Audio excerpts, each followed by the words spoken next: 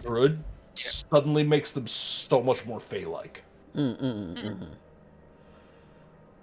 like, okay, is there a way I can weave this together? Oh yeah, do it. Oh yeah. Because like a perfect example is tree stride, Yep. right? Like Yep. that very much just it smells like a Fey ability, Oh yeah. Yeah. right? I think the stream is back, so It is. yeah. What? What? Well, we'll be uploading this in 2 parts. Welcome back, everybody. All right. But yeah, the familiarity that Alira would have with the Fae would be stronger than any surface elf, because there might have been even more sort of joining of the two things during that period in which the drow are still underground. So if that is the case, and knowing what I know, is there a way to safely try and see if it's possible to commune with the Fae that would be in this particular location? Oh, interesting. So I'm treating this like we stumbled across like a circle of mushrooms, for instance. Yeah. Right? Like I'm like, okay, there's a hint that something's here. Mm-hmm.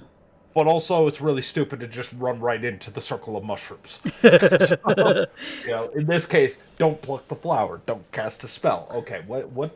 Knowing this, what could possibly be here? Yeah. Okay. For Alira, I'm going to make that a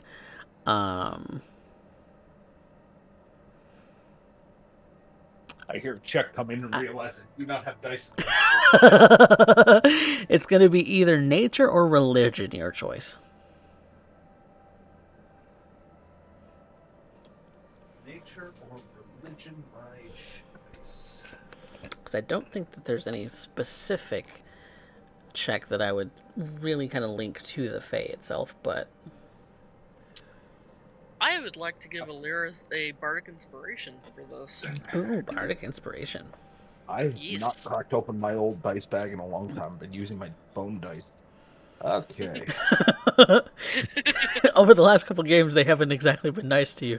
Good thing to bust out the other dice. I'm using the Eldritch Blue ones now. Ooh, lovely.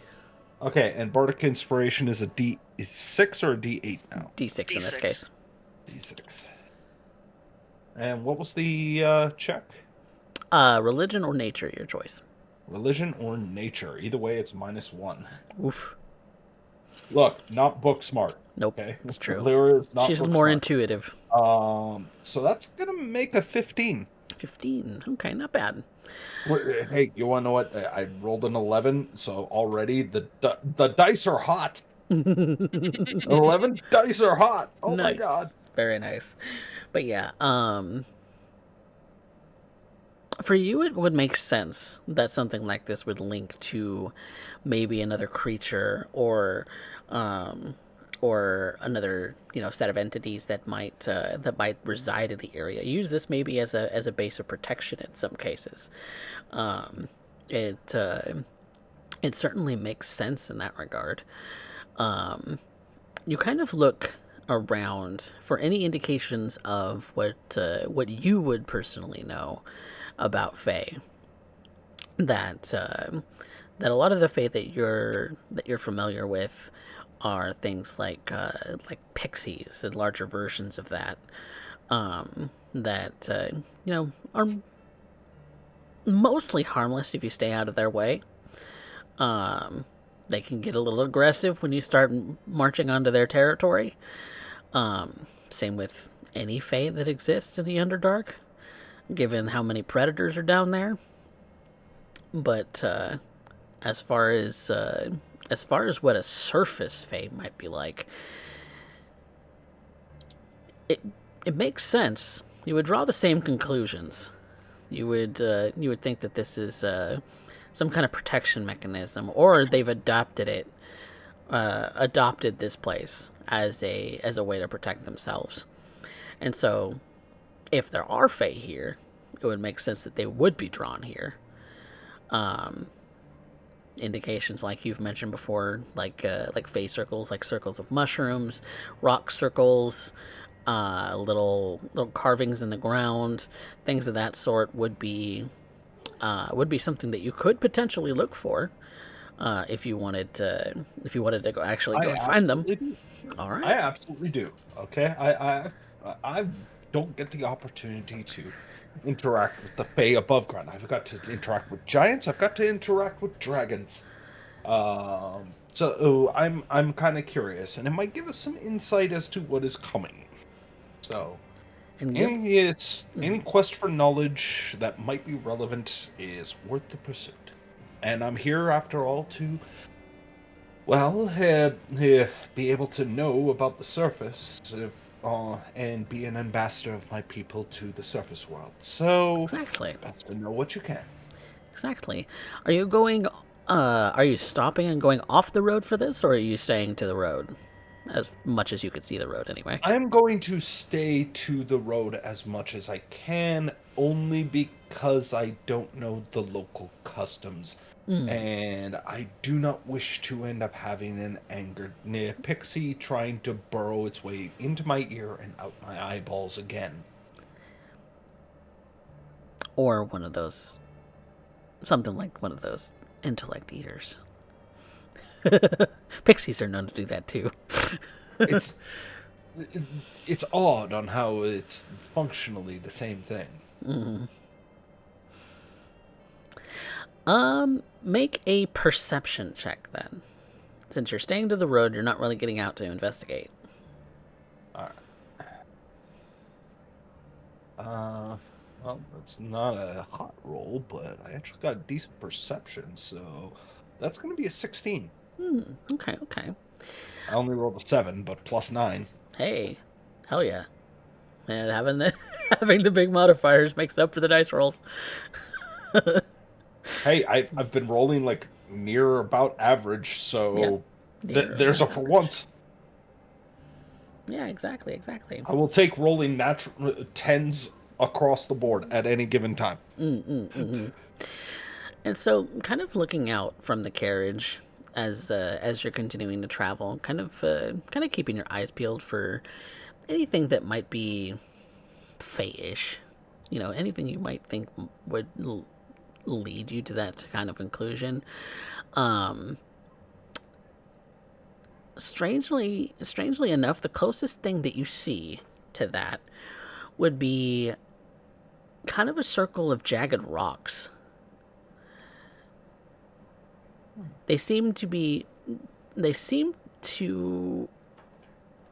they're kind of in a clearing as you're passing by. They're in a bit of a sort of natural looking circle, like they fell here. They look like natural rocks, so they're not structure of any kind. But somehow it's a perfect circle. Somehow it's perfect in a circular sense. It's a bit of an oddity. In the center, you do see that there is sort of this almost haze.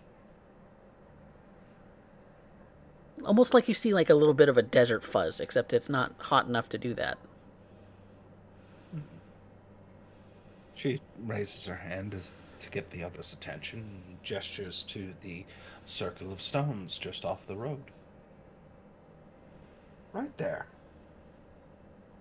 Right there.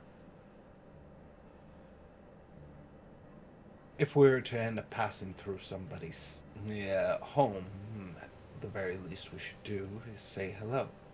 Does anybody have a boot? Uh, The one I'm wearing. Yeah, that would be perfect, please. but hold on. What are we doing?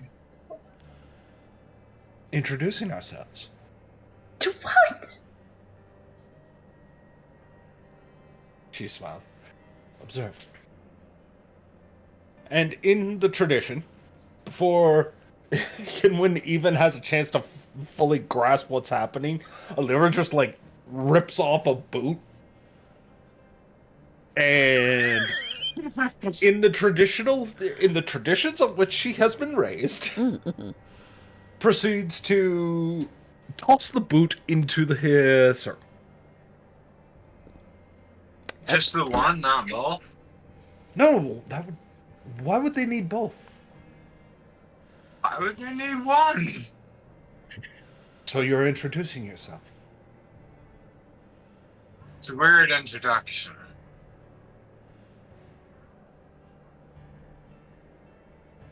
Oh.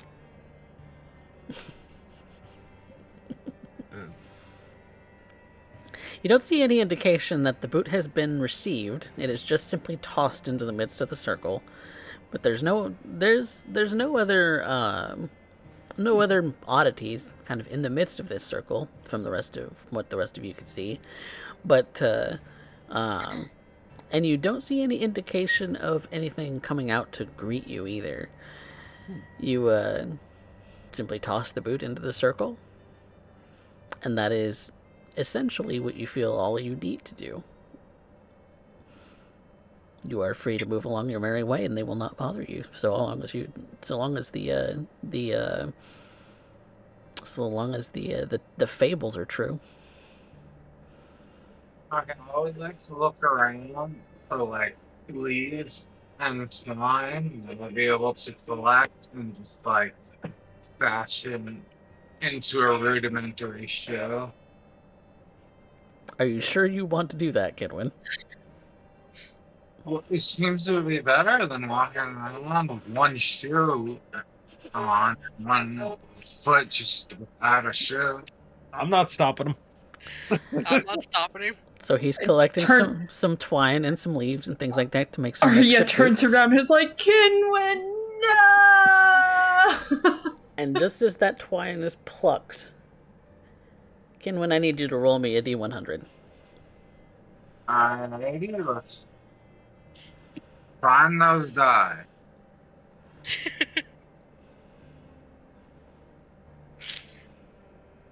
If you only have 2d10s with single numbers on them, then you can just use the first. The first is your tens measure, 10. and then the second one is your ones measure.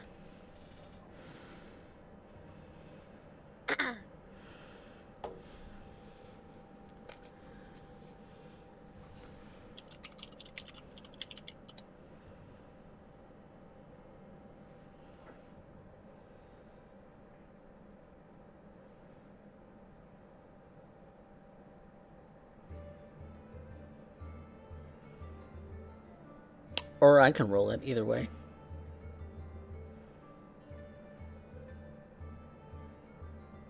Okay, 2 tons. I found one. Rolling for the 10 spot. Yep.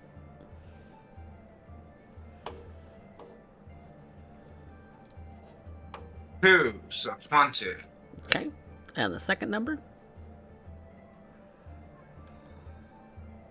Also 2. 22.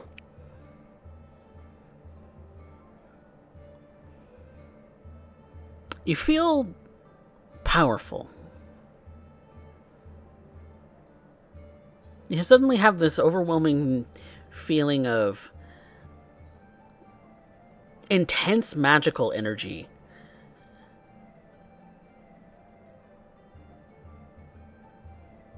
Do you do anything with it?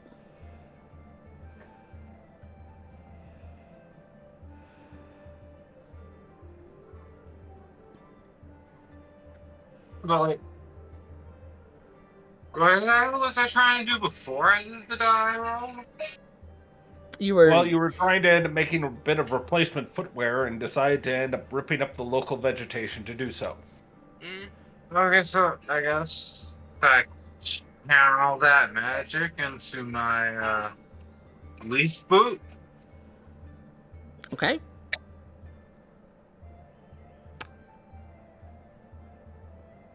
The magic sort of infuses your boots. You kind of use druidcraft to kind of help you to fashion this a little bit more to your liking, to where it's comfortable and things like that. And about a minute later, you feel that magical essence has sort of washed away.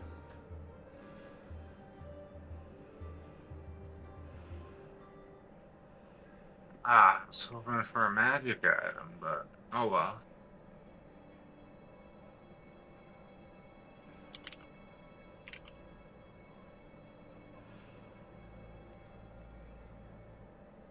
Although Alira and everyone else would kind of look at Kinwin with a bit of shock over the last minute or so, kind of I believe the expecting an term is explosion. abject horror. Because you've heard the horror stories in some cases where, in a zone much like this, plucking vegetation or casting a spell can sometimes result in an explosion. Well, at least we didn't die. I think we just got lucky. Oh god. I think we just got very lucky. It's in the name! It's in the name. Yeah, That's... it's the name. Name holds true. That's all there is. Let's go. Yeah, let's go. Kinwin, if you touch anything else, I am going to tie you to the wagon. And I will help. Don't threaten me with a good time. It won't be good. And Kaz and Ligon are in the cart, just kind of face palming right now.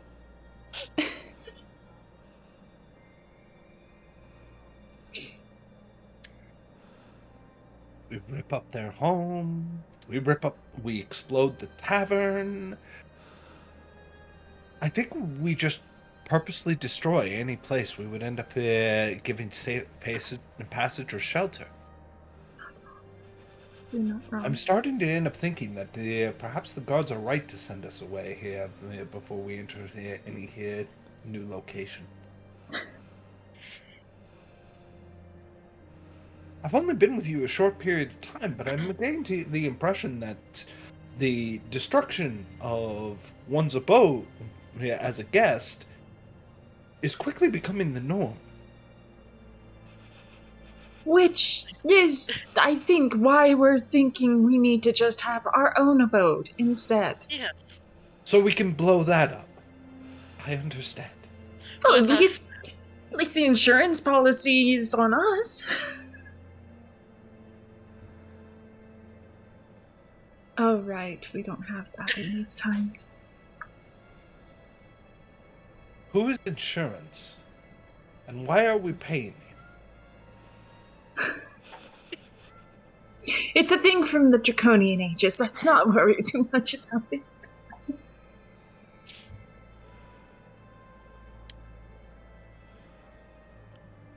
But Kinwin is without a mundane boot, has refashioned one with the foliage and twine and things of that sort that have come from the natural plants of this location. Looking a little mismatched as he does, but maybe a little on par with his normal getup in general.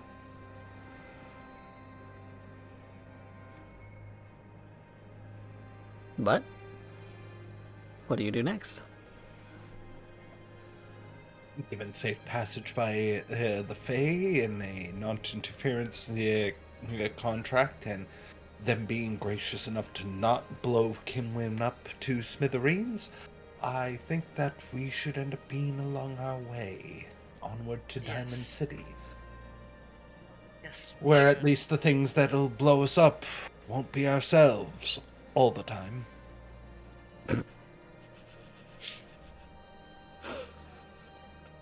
The zone only lasts for a couple of miles along the road that you're going down. You eventually come back to the frigid air and the sort of ice and snow that you're accustomed to in this particular season, and so you continue to travel towards Diamond City, and when you arrive, it is bustling. It is a town, more city, because given the name. It is a very large city. The surrounding gate doesn't even encompass some of the farmland and things like that on the outskirts of the city. And so you see you see that it kind of crests up on the top of a hill that kind of from a distance you see it kind of gleams very beautifully in the beautifully against the backdrop of the sky. That as you're kind of going through the sort of the otherwise very empty sort of farm plots and houses there, and come up towards the gate. Um, the the gate is open for travelers inside and out. It's you do see some guards kind of posted at the gate, but it does seem that there is no barred entry. It is open to come in and out of the gates um, during this particular point. You do see that further into the city there are some other gated areas that do seem to be more of a importance nature or private. But as far as like the public availability, you see lots of shops, you see lots of people, you see lots of animals, you see just all sorts of different things inside the city, giving it that really sort of lively city sort of feel. The airship port that you're kind of keeping an eye out for is kind of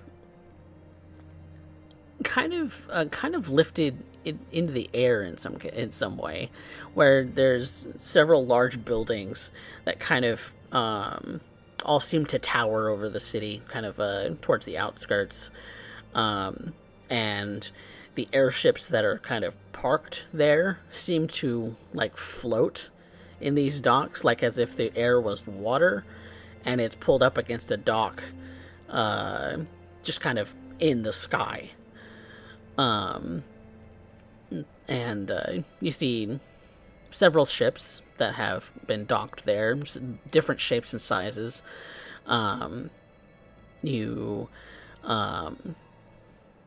You see that there is a ship in the distance that seems to be flying towards Diamond City. The shape of it you can't really make out because it's that far, but it does look like they regularly have people stop, have airships stop, and have airships leave.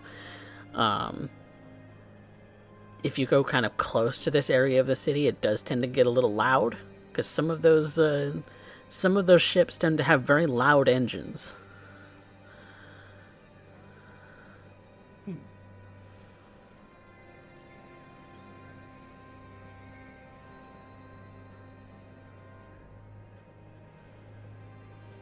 So what do you do?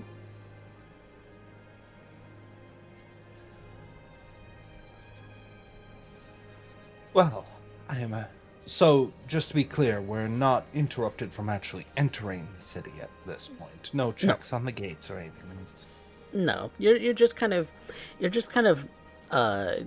given a look over by the guards. You do notice that there are quite a number of them. They make up probably for every 5 people there's a guard on the street. So it's a very, very heavily sort of patrolled city. But those guards would probably look more like clerics. Like they dress sort of like Lagan does, where they do have vestments, but they do have their armor as well. So it's mostly in the with the icon of the sun representing Palor, the Dawn Father, on their chests.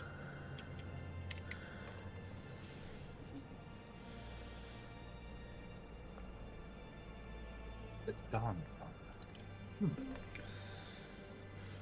Greeting you with a most people are greeting you with a Hail the Dawn as a greeting. I proceed to also as best as I can mimic it, proceed to give it back to them as I proceed to praise the sun. Yes, absolutely. Love it. Oh, admit it. He is a follower of Palor. Like, that is the stereotypical follower of Palor to a T. You can pull him out of Dark Souls, put him into a D&D campaign, you go, yep, Yep. that there is a paladin of Palor. Yep. Absolutely. And there are a lot of them here. Only I could be so grossly incandescent. So, well, I could actually, I have so many things bouncing around in my head for Diamond City, so, like, anybody else want to go, by all means, jump in. Oh, yeah. Probably gonna make our way to an inn first, looking for one that isn't a templed wench, cause Emerald. Because of Emerald. Okay. Yeah. You find a local tavern, and inn. Something a little on the small side. You do see, as you would to travel the entire city, it would take days to explore this whole city, possibly weeks because of how big it is. But you do see plenty of tumbled wench and plenty of other smaller establishments. And so you find one of these smaller inns, and they have beds and food for sale. And as far as the tavern goes, drinks on tap. So that you can drink to your heart's content, so long as there's ale in the cask. Definitely going to be using my background feed of by popular demand, try and get us some rooms. Okay. In this particular inn, there wouldn't really be rooms per se. There'd be beds all in one room. Beds. So if you want to rent a bed, you can rent one for a couple of gold a night per bed. If you want to sleep on the floor, it's 5 silver. Presumably, that's just the upcharge for the locals who end up getting so drunk that they can't go home, so they just charge them extra for passing out. Out on the floor. Yep. Mm-hmm. Fantastic business model.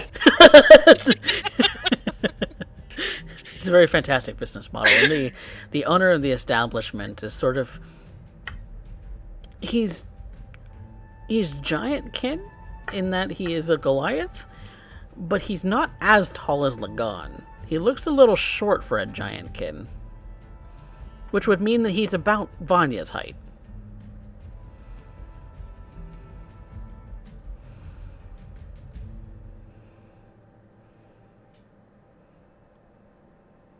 And maybe has a little bit of a chin fuzz going on. Interesting. Mm-hmm. Well, this is fantastic. I'm gonna go find a place a little more private. I don't know about the rest of you, but I'm just going to take a little money that I happen to have on hand and make use of it. I can function in a tumbled wench without exploding things. Emerald just looks at you a little cockeyed. Why must you turn this place into a house of lies?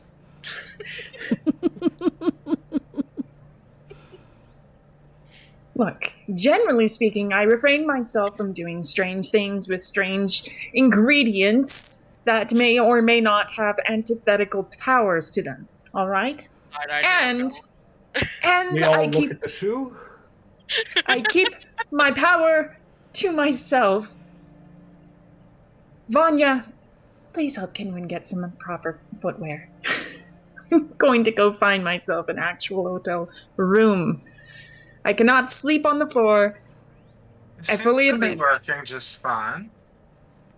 You're wearing leaves and grass. At that point, Lyra kind of ends up looking at the fact that she is basically wearing nothing but carapace weaved into her own hair.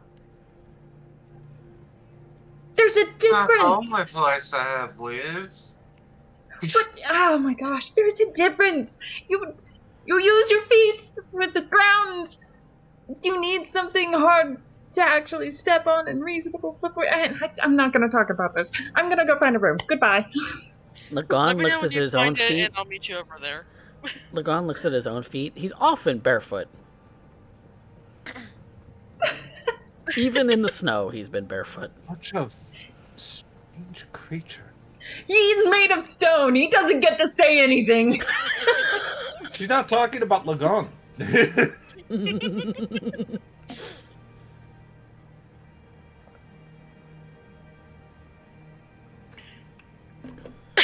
That's the case. Kaz and Lagon look like they're perfectly happy just being set up on the floor here. Lyra's perfectly fine doing so as well. However, she will end up making a point to end up stopping by a Temple of Baelor, Okay. as that seems to be the larger larger faction, as well as the local faith, and much as Lyra did for the Fae along the trip to get here and the offering of a shoe, she will proceed to end up doing so here amongst the followers of Palor. Also helps because she understands that there is some kind of tension right now, and I imagine at the time Palor is the dominant power, but with a cult currently here coming up on the rise and perhaps having something to do with it, maybe might be able to get some information. But for the most part, it's simply trying to abide local customs. Embrel is settling in as he would. Vanya, Kinwin, are you planning on staying in this smaller tavern? No, Vanya's going after Arya. She's just, okay, he's good. The other people are good, fine here. I'm gonna go follow my girlfriend. Screw this. Alright, so Vanya's following after Arya. What is Kinwin doing? Is Kinwin staying at this place, foreseeable, or is he going elsewhere in the city? Yeah, I'll just stay here. Okay. So you'll stay there with Embrel, with Kaz, and with the Lagon. So sticking around for a little bit for the time being. Arya takes off for another tavern. Are you looking for something specific? Are you looking for a tumbled wench, or are you looking for something else? I'm just looking for any place that can get me an actual room. If that means a tumbled wench or it means something else, I am accepting of either. I just need to not sleep on the floor and not sleep around a bunch of strangers. I feel like there's a little bit more risk involved there. You do. Just going down the road a little bit further, you do find the nearest sort of inn, as it were, to this being a place that is really strictly a place for guests. It doesn't really have much in the way of a tavern per se. You can have food and drink ordered from the nearby restaurant and brought up, but otherwise it is really just merely sleeping quarters. The rent for that would be 5 gold a night, and the rooms are separated and have 2 beds in them each. That is acceptable.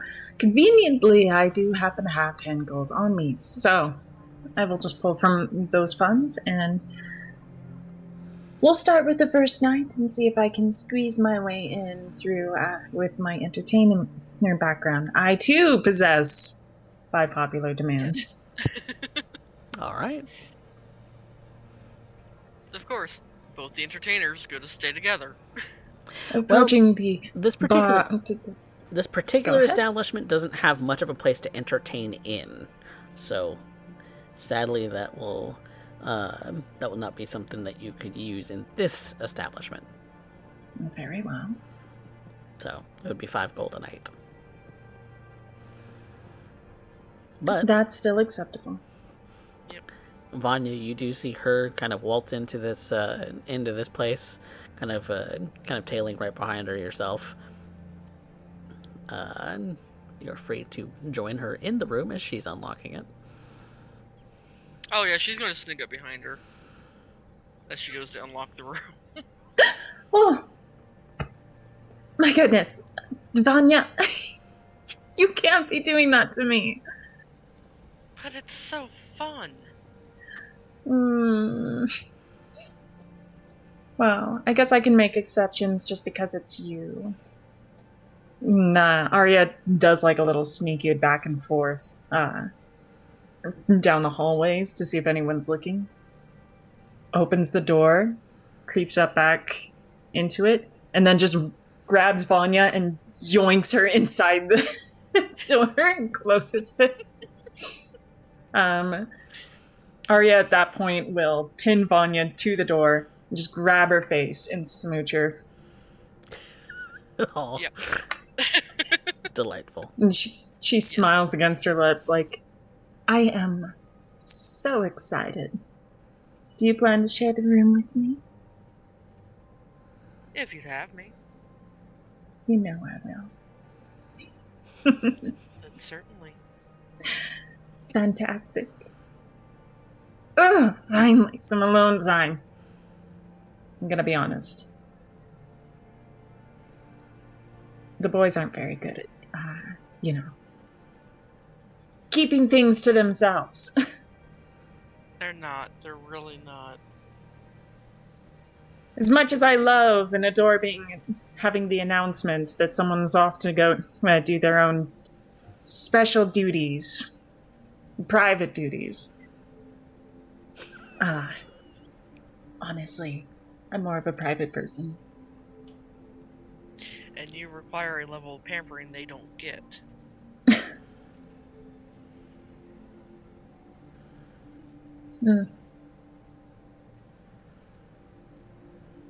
Innocent to say that haven't gone without it before. It's just that once you have a taste of it, you don't want to quit taking from the spoon, so to speak. Completely understandable. Anyways.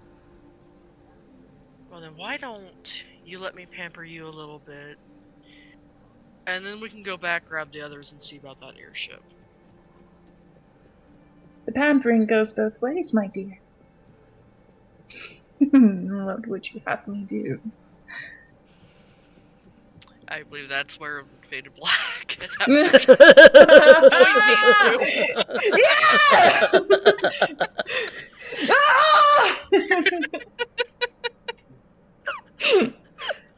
It's so cute and so gay. Okay.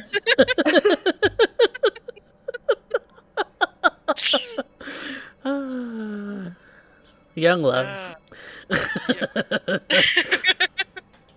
All right. Well, Vanya and Arya will be preoccupied for an unforeseeable amount of time.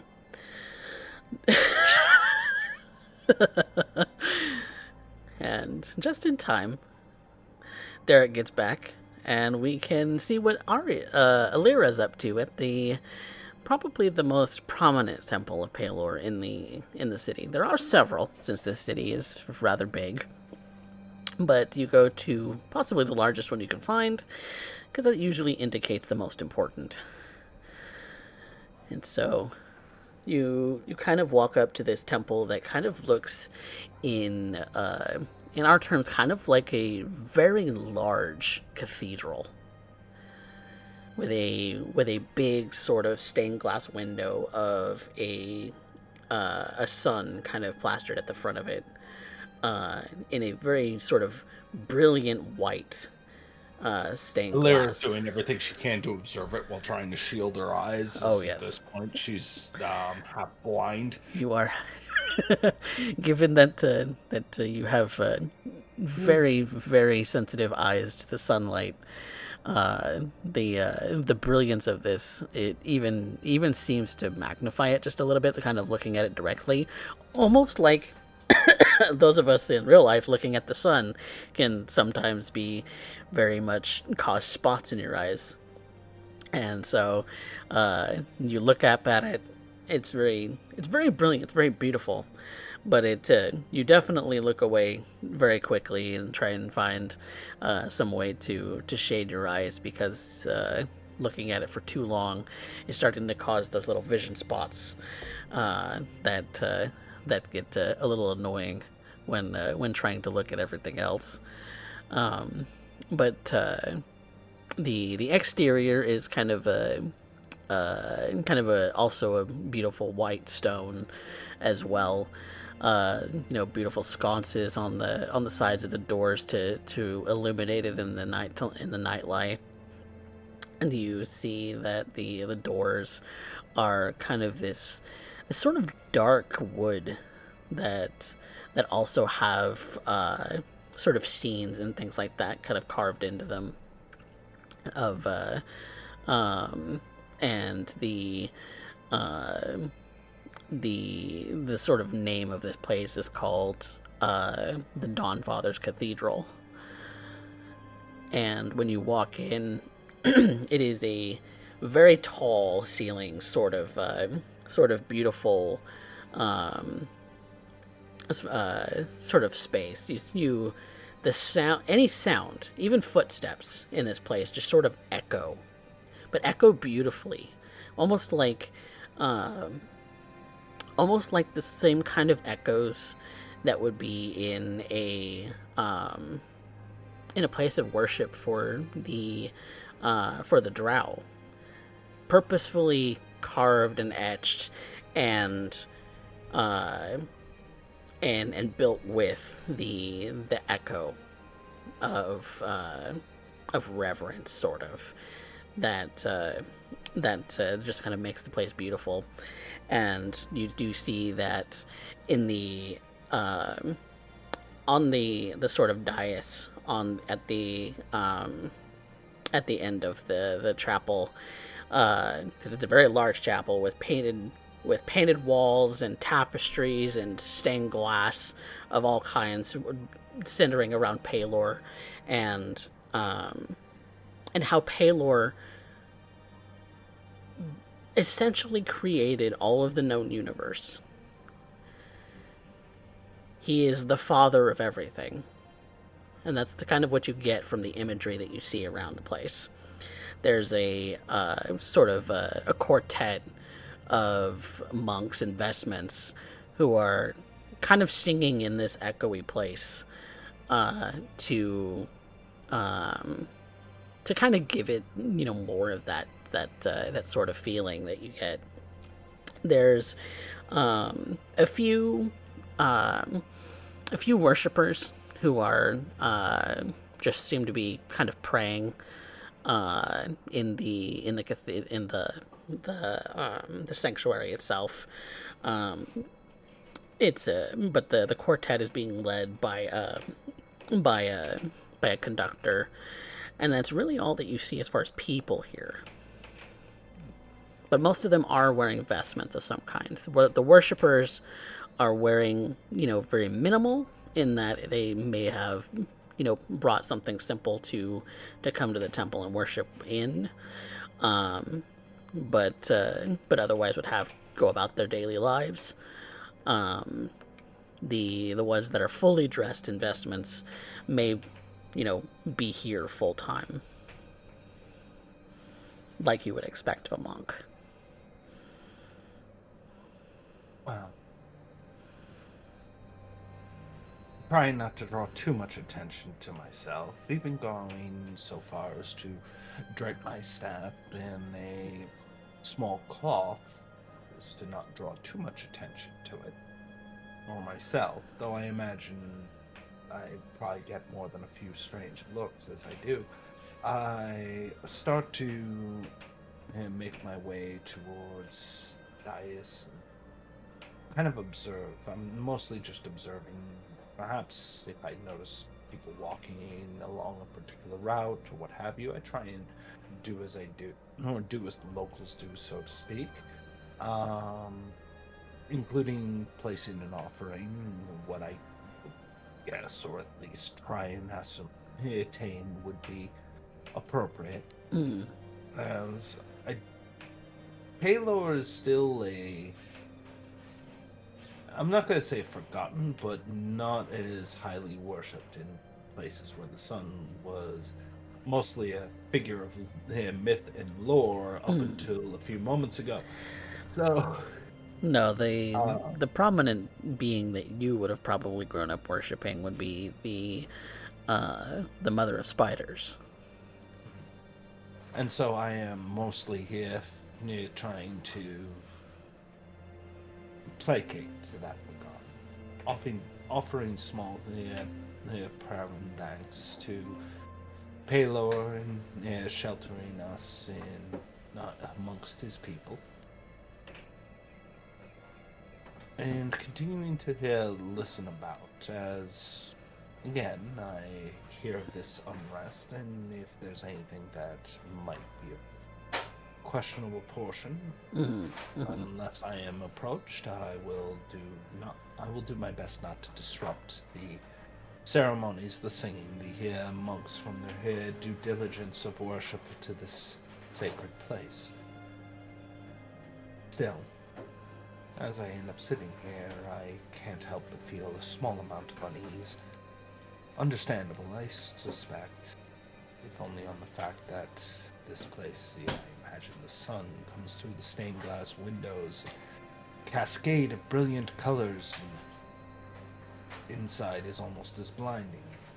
Nevertheless, still, as I look upon the images of Palor and their understanding of how he ended up creating all that is, I do so with a timid curiosity. But unless I'm approached, that is mostly there to offer praise and thanks to Palor and the local deities as such. You're looking to overhear some conversation. Yeah.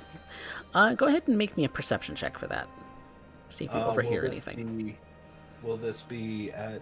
No, this wouldn't be at disadvantage since it's a listening. No, yeah, you're listening for things. You're not really looking out for anything in particular. I got a 15 because I rolled a 6, so it's not a crit fail yet. So yeah, big win. You a couple of the worshippers do start to kind of make the rounds and start to kind of talk very softly with each other, so as not to disturb anyone else who might be in the midst of prayer and things like that. They kind of go towards an area where talking amongst each other is a little bit more accepted. You find yourself kind of in a seat that gives you a good ear for listening, and they do kind of start off with the small talk, like how are you doing? They've seen each other during the main weekly services before, occasionally come by for a little bit of spend a little extra time, but kind of you get the sense that they're just ordinary people, that they too have heard rumors of things getting a little dicey elsewhere in the country. They've heard of bodies going missing in the crypts of Garnet Keep, and elsewhere, that graves have been dug up, bodies missing, but nobody's really found an answer to that just yet, as far as they're aware. that they're concerned that their loved ones entombed wherever they are here in the city might also suffer the same indignities that that they hope that sort of thing doesn't come to the city. So far as you understand, though, nothing like that has started to happen here.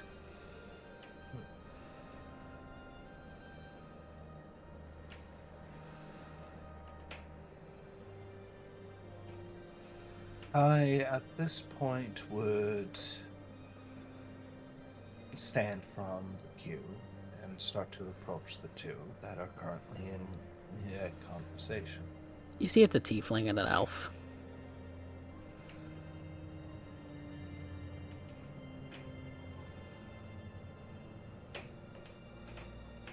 Greetings, there. I'm sorry to interrupt.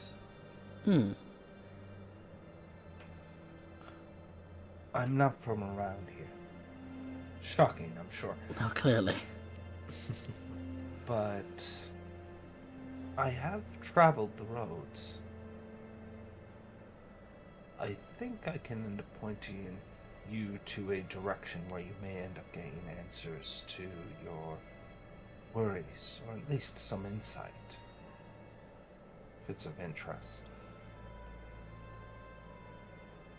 I understand that the world has many concerns, overwhelmingly so.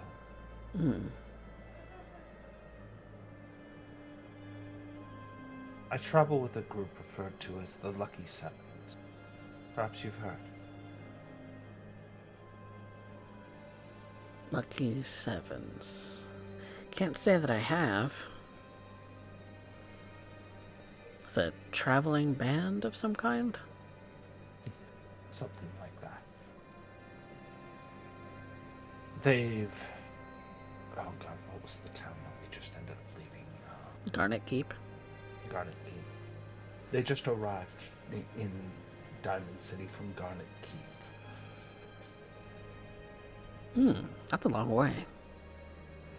Quite. And Garnet Keep had recently run into a foul of robberies from their own earth. Yes, it's kind of what we've been talking about just now. And I thought you might like to know a little bit more of that story. They would be able to explain it far better than I. Oh, where would one find them, then? Some are currently finding lodging.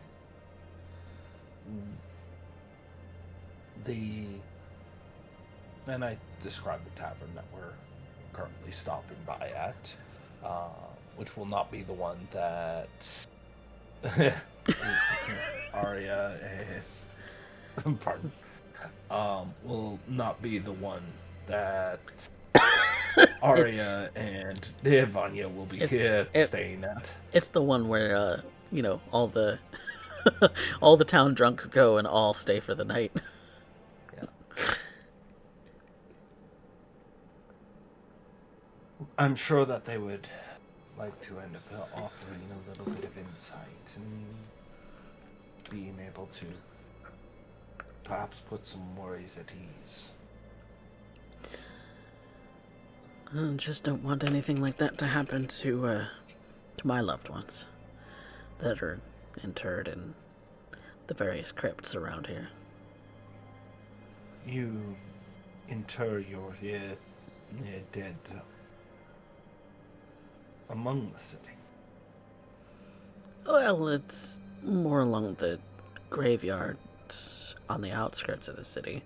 It's one rather large graveyard in particular.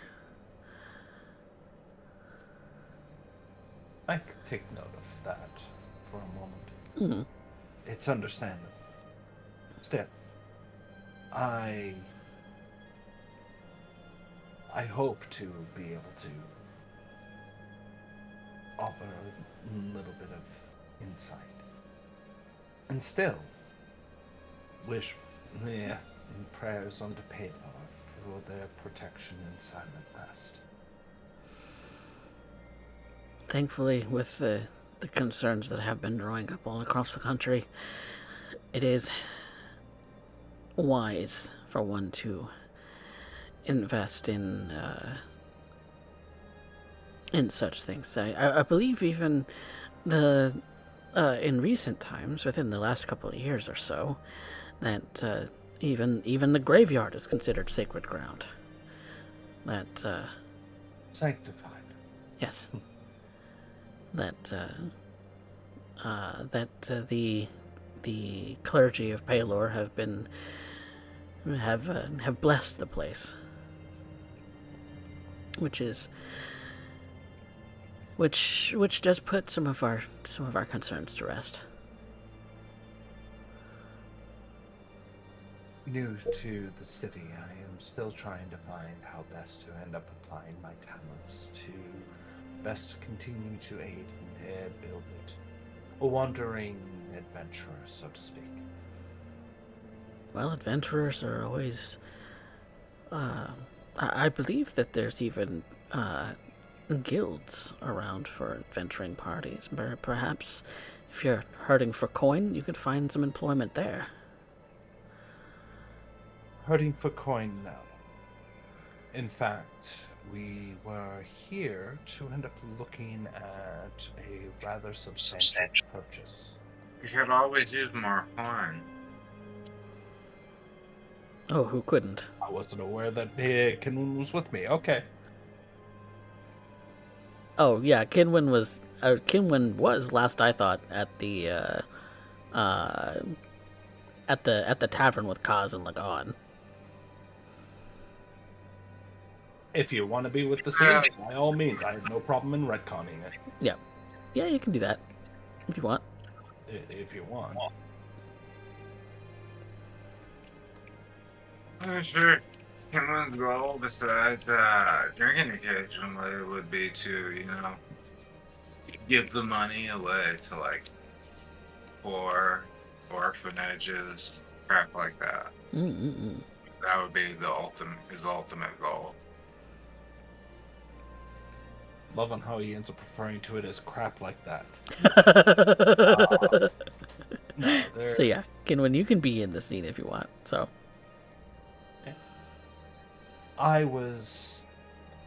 The Lucky Sevens are currently looking to make a substantial investment to aid in their mode of travel. A lot of travel comes in and out of this city. More specifically in the purchase or creation of an airship. Oh. So, something custom? Depends on what's capable. I'm not here to speak on their behalf. I am simply explaining their position, and if you want to end up having a few answers and perhaps some of your worries laid to rest, perhaps you should seek them out. Good to know.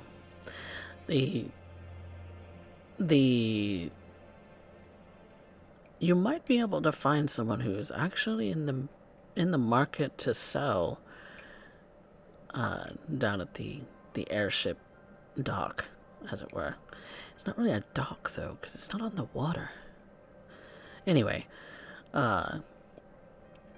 the airport maybe is a better word. I don't know. It's a rather new sort of fixture in the city. But yes, the airport will be the best place for you to find that individual. I believe his name is what was his name?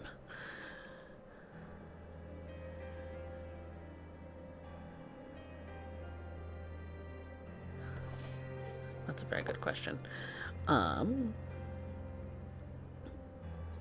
Well, he'll give you a name because I don't have one off the top of my head at the moment, but yes, he'll tell you that that person is looking to sell.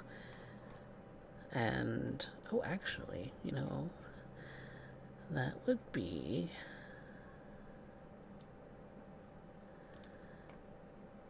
a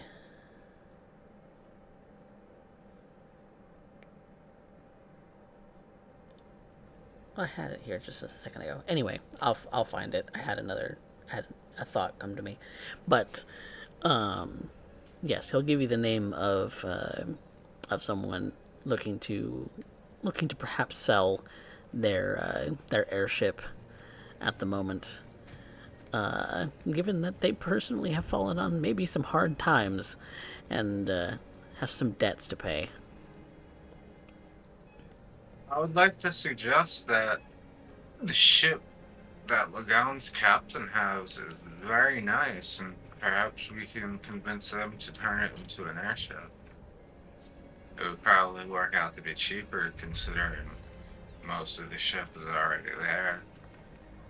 And out of character, we literally bought Coffee Cat, a miniature of that ship, at the beginning of this campaign, and have never used it so far. Yes, we have. But yeah, you'll go into the specifics once you get to the airship dock, and I'm sure that that will want Mojo and Lethality here to kind of go over some specifics if you guys want to add some custom stuff. But the elf will get you in touch with someone that they know who is selling their airship. That will be a contact for you all to speak with, and we can even in the chat over the off week kind of discuss some of the things that y'all want to do to customize it. But for now, what else is it that you all would like to do?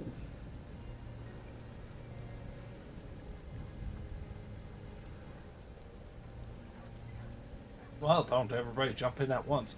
Okay. If that is the case, then most certainly, while taking in the sights and sounds of a city the size of which she has never seen before, she will try and navigate to this air dock. Oh, yes. You go check it out for... Okay. Is anyone else other than that direction? Is Kinwin going there? I would like to try to find, like, one of those square boxes filled with dirt and crap that I could grow some plants out of.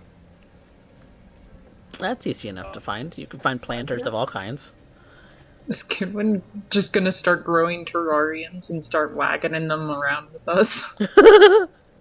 His pet plants. Well, every stuff has to have some plants and some dirt so that I could stick my staff into the dirt every morning and regenerate it.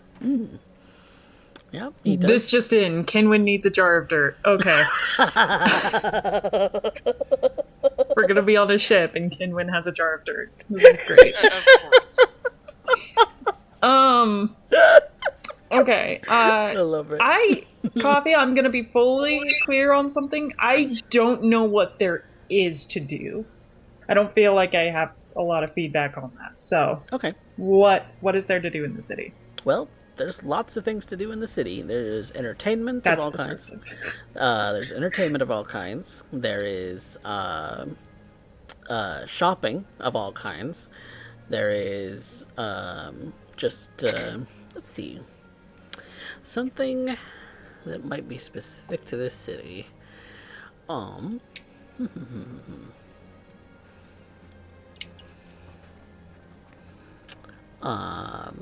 Obviously there's like libraries and places of history. There's a few monuments. That's all kind of lumped into entertainment. Let's see. I'd have to give that a good think. So I think what I'm going to do is we're going to go to break, and I am going to hammer some of that out here in just a second, and we'll be back to fully answer that question. But the common amenities you can are definitely here. This is a very large town, very large city. So just about anything that you can think of as far as entertainment or shopping or anything of that sort, especially in the realm of the arts, because plenty of artists and composers and writers and things of that sort, including even a college of the arts, is here. So, but as far as to fully flesh that out, we will be back in just a few moments, everybody. So, don't go anywhere. And if you do, hydrate.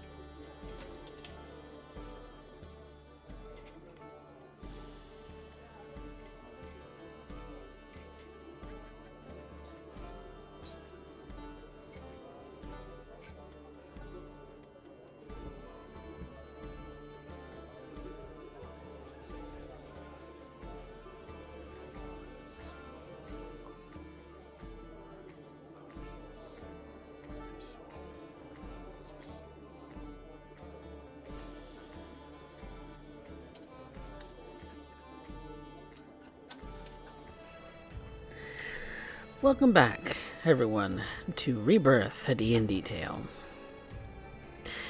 The Lucky Sevens have kind of branched off in a few different directions when it comes to the city, Diamond City, the capital of the country of Darmstadt, here in the continent of Ionia.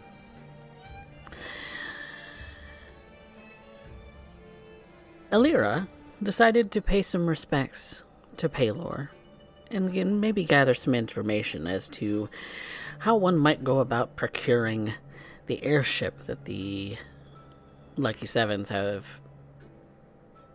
been wanting for some time now. Vanya and Arya spent some quality time together, and Kinwin's been following Alira around a little bit to assist her as well. Lagan and Kaz are settling into the tavern and looking after Imbrel for the time being, as they sort of want to stay away from the Tumbled Wench.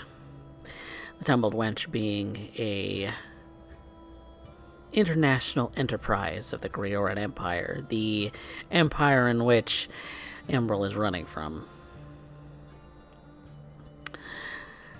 And so, the Lucky Sevens, having done what they were going to do for this first bit here, have decided that they want to take some other steps to find out what's going on in the city. A broad range of entertainment is available here, such as bar hopping, such as gambling, such as entertaining on the streets as a band, such as going to see different pieces of art for historical or entertainment purposes. They could do some exploring of the city, in which Alira is looking to do a bit in the sense of the graveyards, or graveyard, the rather large one for the city,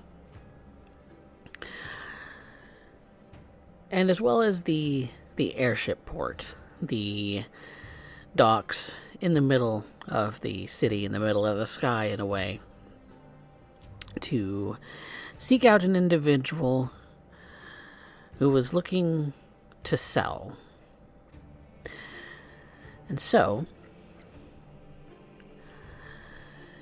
in that case, who wants to go first? Who wants to do what first? Well, I discussed it with the group, and I was gonna take 50 platinum from the party funds and smaller coins, and then just go around the city and spread that out to like the homeless, food banks if they have any, and like orphanages.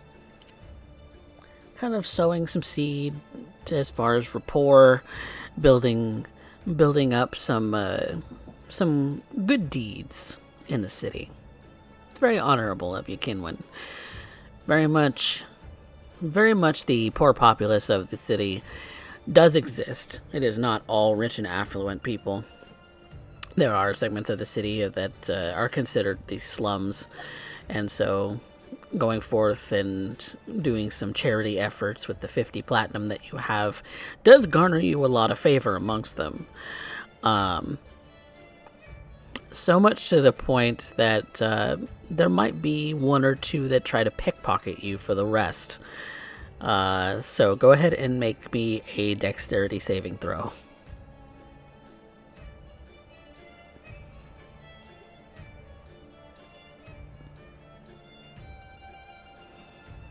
$11. Okay. You are able to thwart this pickpocket. And, what do you do to kind of chastise them for trying to swipe your platinum away from you?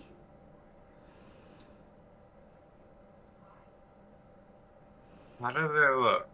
Do they look like desperate and poor? Definitely in rags. It's a little tiefling boy who's got the tips of his horns are kind of broken off. It looks like he hasn't really had a decent meal in quite some time.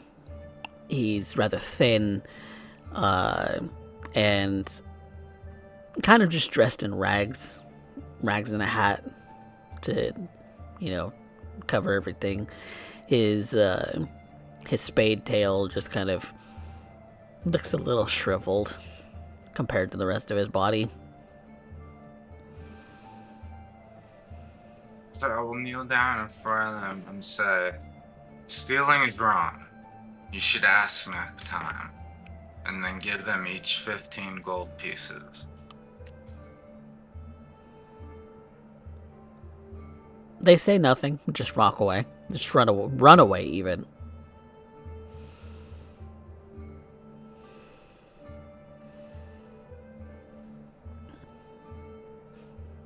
But you end up kind of going to the different places and offering donations of the different coins that you still have.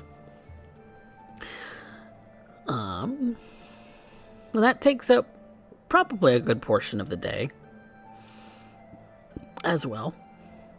Alira was off to go and see the graveyard. Graveyard, it looks nice. It looks like it is well kept, even in the snowy weather. That the snow is kind of shoveled in the areas where it needs to be, like walkways and things like that. Decorations are maintained for the different things that do need it. Gravestones are dusted off so that snow doesn't pile up and actually make cracks or anything in any of the stone, any of the gravestones. And there's obviously different sections where there's the more ornate, and then there are just the simple stone placards for those who may not even know their name, for the different actual in-ground graves. Other portions of the graveyard is the crypt, in which those who may have been cremated or want to have their full bodies interred are allowed to rest. And the crypt is actually very nicely built, as it's not kind of dug into a mountain. It is a kind of dug into the dirt with a sort of crypt building on top of it, kind of to give the indication that that's where that is. There is a gravekeeper's building where you imagine the gravekeeper lives or keeps all of his supplies. And so that is what you see in the graveyard. There's a lot of beautiful shade with the trees. You imagine that when they're in full bloom with their leaves, it offers a very nice, and even in summertime, cool places to sit and be able to reminisce about the people that are buried here. Various benches and other sort of features to sit at should one want to, made also of stone to last during the weather, dusted off from snow to keep them from decaying. And so it's actually a rather well kept, even though it is rather large, gravesite. You imagine that there's probably a staff of gravekeepers, or maybe a gravekeeper family who tends this whole lot. Well, let's see. Double checking that spell does exactly what I hope it does, but Mm-hmm. let's see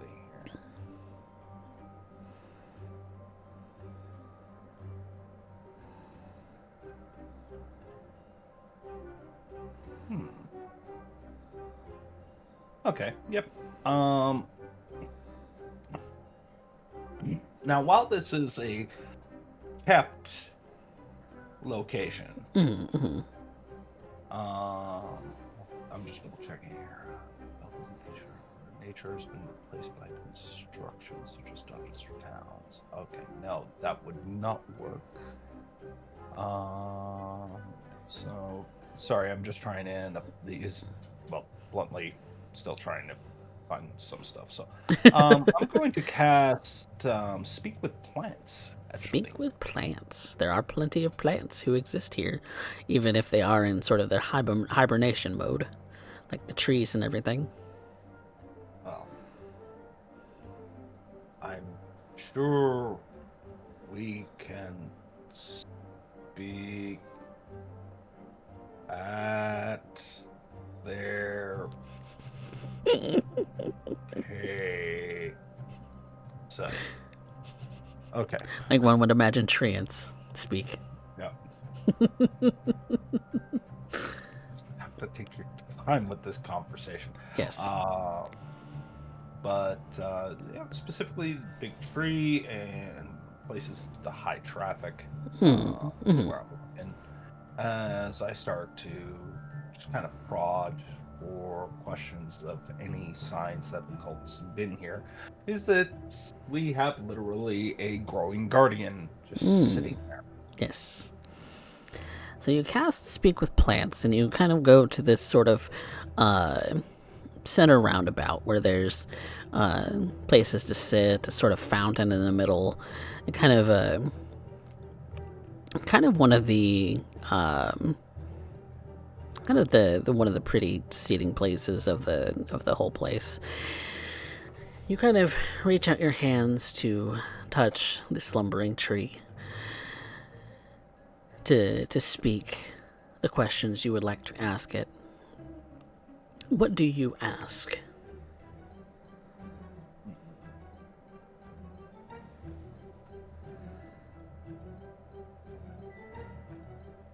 I believe the spell is... Yeah, let me just double check, because I don't believe it operates quite like Speak with Dead. No, it just has specific topics that you can cover with it.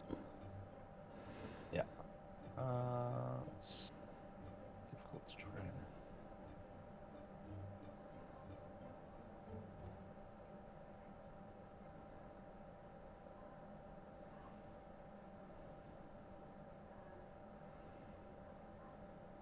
I'm going to end up questioning it first of any activities that might be associated with the cultists. The potential undead, or the recent exhuming of graves. Dead being removed rather than being placed, for instance.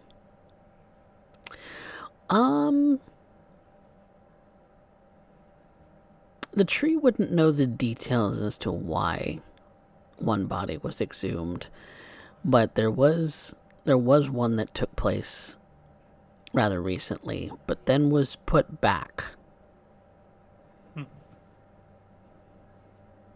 Do I also now have the information of where that grave is? Yes, you would know that it's fairly nearby. As far as the details as to why, you would obviously have to ask the gravekeepers, but that one is the one that it is known about. Have I end up hearing, or pardon, I would end up asking then about the gravekeepers. Who are they? If a little bit of insider knowledge as to understand who I'm dealing with. You would come to know them to be a Goliath family, and that this particular tree is very familiar with each individual because they see them because the Daily. tree see them on a regular basis. So every day, this tree does get visited by at least one member of the family. That Is there's there a... any Oh, go ahead. No, I was just going to ask because I believe I got 3 questions. So I'm going to ask then if there's anything unusual that has happened over the past few months outside of the exhuming. Few months, is that within the time frame of the spell allows? No, within the past day. Sorry, Yeah. within 24 hours. The most unusual thing it would have recognized would be that the uh, the body that had been dug up has been put back, and that is the most unusual thing that's happened in the last 24 hours. I offer it thanks and leave a small bit of the carapace armor that I end up carrying, put it into the tree roots, some nourishment to allow it to continue to grow strong and ever vigilant. To which I will go to said grave that was exhumed and then reburied. Study the name, and perhaps if they get the attention of one of the keepers. The when you look at the grave, the person, judging by the birth and death date, was fairly young, less than 20 years old. So they had a relatively short life. And judging by the name, they look like they were of elfin descent, based on what you know of elfin names on the surface. And you can think of a couple of reasons why a body would be exhumed after its burial. Maybe further evidence in an investigation is needed, or some kind of maybe some kind of ritual to protect the body against different things. That there's a number of reasons why one would do so, but if it was truly a grave robber, they wouldn't go through the efforts of putting it back. True. But I would like to end up having some answers for myself. Mm-hmm. After all, there might be several things that, well, I can do a few things just by exhuming and then replacing a body. Mm-hmm. Requires just a little bit of imagination, and it is relevant to my current investigation on behalf of the Lucky Sevens. So, with that, I'll end up grabbing hold of a nearby here groundskeeper when I end up looking over this grave. It seems to be the young man out of the family. Greetings. My name's Alira Mara. Good evening. I hope you don't mind me here asking a few odd questions, but I am currently at a loss of what I'm being told and trying to understand it. Mm. The young elf's grave here was recently exhumed. Yes. Recently exhumed and then put back to laid to rest for good. For what reason would you end up exhuming the body, especially for one so young?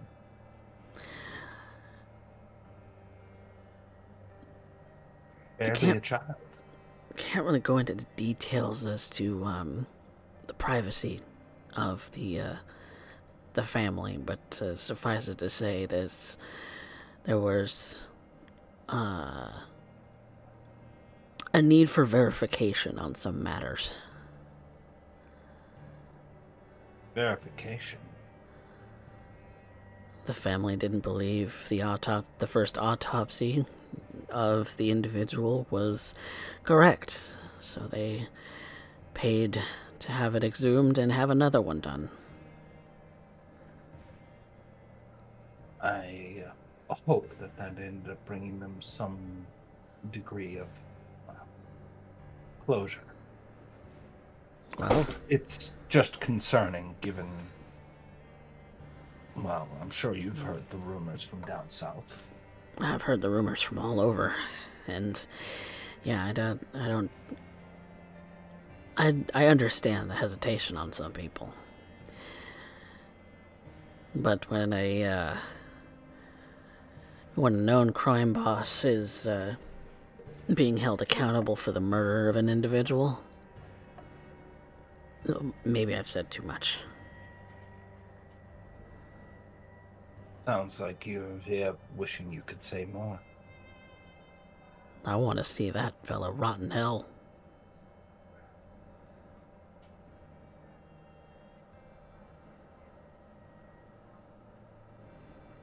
It's caused enough strife in this city.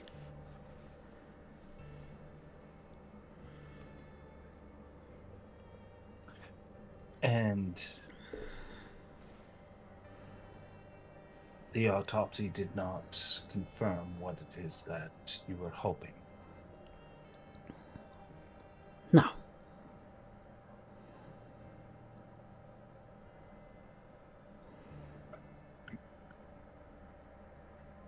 I'm sorry to end up hearing that. But perhaps best for us to end up considering it not to be overblown. Rash action begets rash action. Still, I understand your sentiment. She places her hand upon the grave and drags her finger up, and a small bit of a flower of the local flower ends up starting to bud where she placed her hand.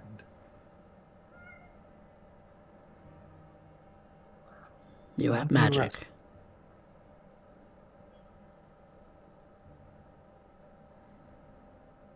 I have gifts that belong here to the earth.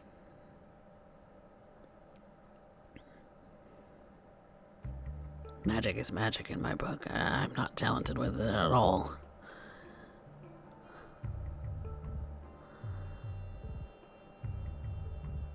I suppose that is perspective.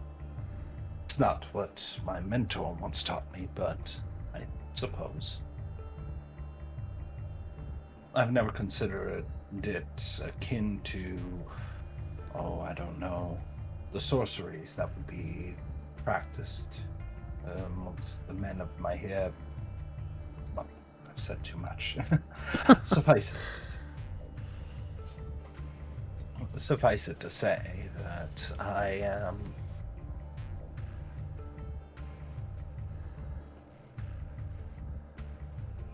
I'm a listener.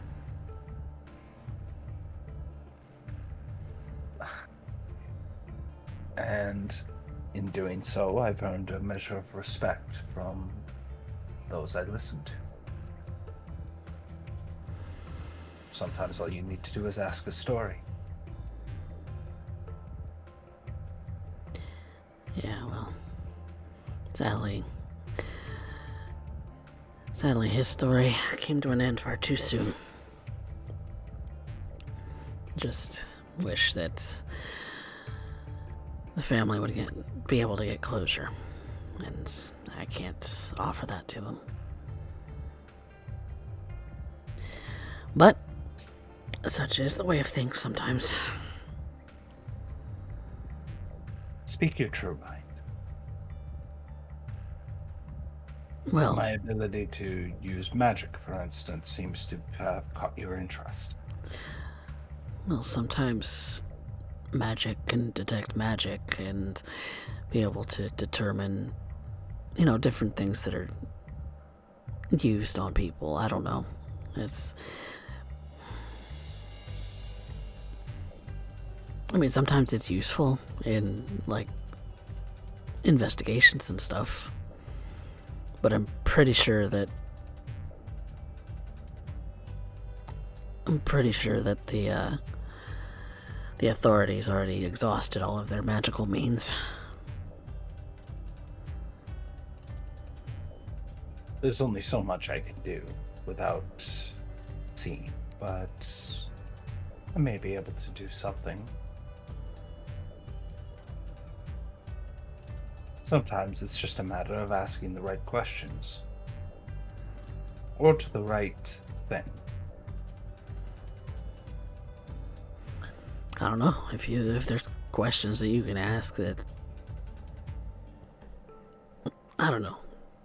If there's questions you can answer, I'm sure the authorities would like to hear it. I just tend the graves.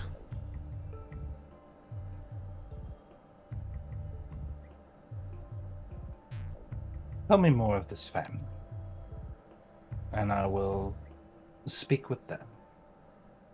Understand why the suspicion about this crime boss.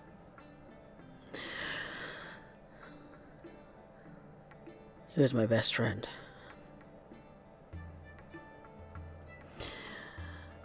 We go back a long time. Ever since we were both little kids. Obviously, I grew up a lot taller than he did, a lot faster. So by the time I was 20 years old or so, I'm already well into adulthood and he's just barely even considered a baby.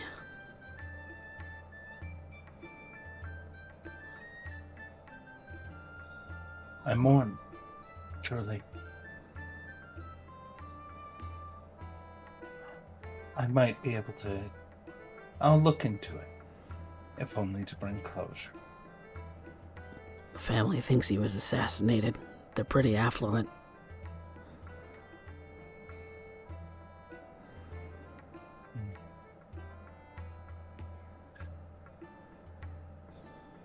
Give me the name and address. I'll see what I can conjure. And he does. Against his better judgment, probably. He's worried about getting other people involved. That's clear as day on his face.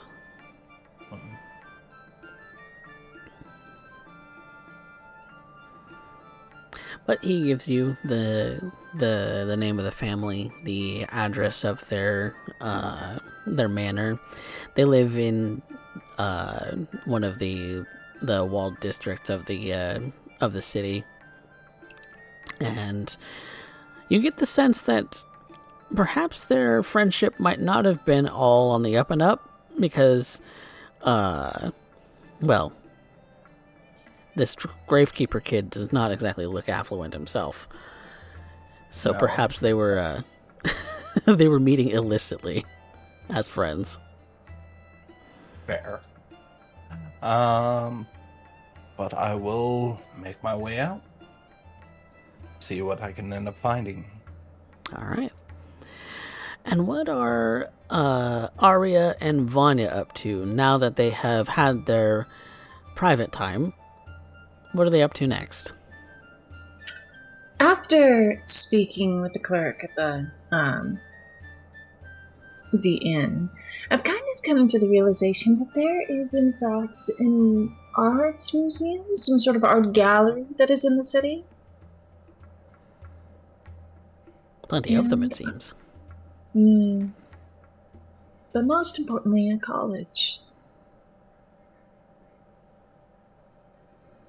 Would I be a bit strange to suggest maybe, Vanya, would you be interested in going with me? Sounds like fun. Let's go. And a date it is. All right. All of you, and I believe we also have Lagan available now as far as welcome in Mojo. Lagan had been helping with getting Imbrel settled in with what little needs to actually happen when it comes to settling in, because there's only beds and the floor for rent in this particular tavern. But in doing that, what you all would see and hear in the sky is that airship that was flying in. That airship that was flying in is continuing to approach the city, but it also looks like it is approaching the city rather fast, and there is a plume of smoke behind it.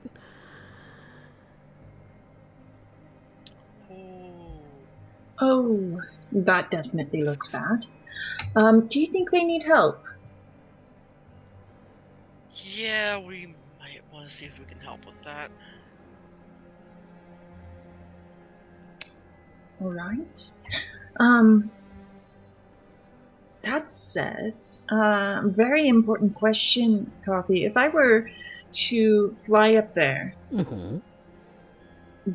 do you think I would be able to have the time to help them navigate to the port or anything like that? Does it seem like they're like going out of control? What's going on here? What is it? What's the general? Is this like, oh shit? It's close enough that when you're looking at it, that is a ship you recognize. That is Salter. A large plume of smoke coming out of what you would recognize as the ship version of Salter. Coming in hot toward the city. Oh shit. Oh shit. Can I, as the navigator of a ship, determine the most likely area where it looks like they might be trying to land? You see that that it is kind of wobbling, that there might be an indication that they are going to try and avoid the city as much as possible, but it looks like the steering control might not be 100% anymore. Okay. Vanya, get a hold of Cypher. I'll see if I can get a bird's eye view.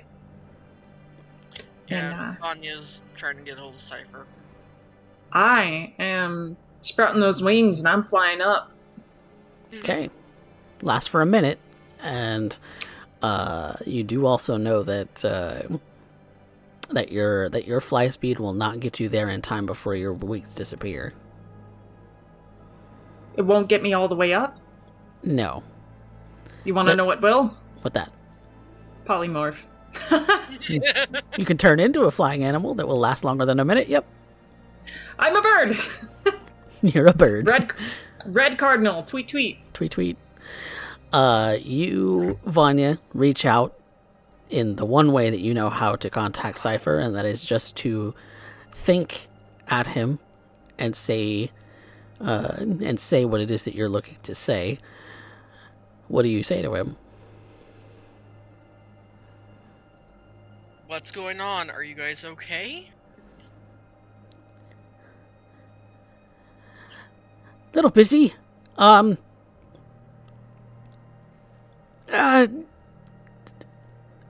talk. And she's just gonna send back, Arya's on her way up. No.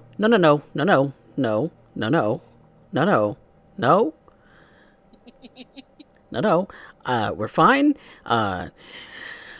Oh boy, gonna land outside the city, coming in hot. I don't know what to do next. and any and all attempts to communicate with him again are don't go through. You don't get another response. At that point, Vanya's also running to try to see where they're going to be landing at. See if she can get there to meet up with them.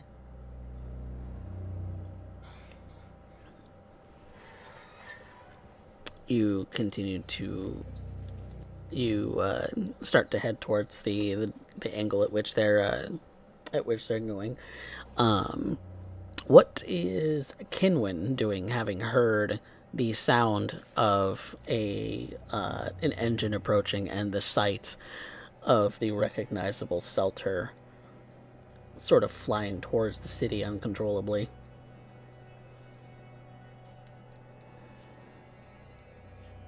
I'd go to greet him when he wants to land. Well, it looks like they're going to crash, so... Oh.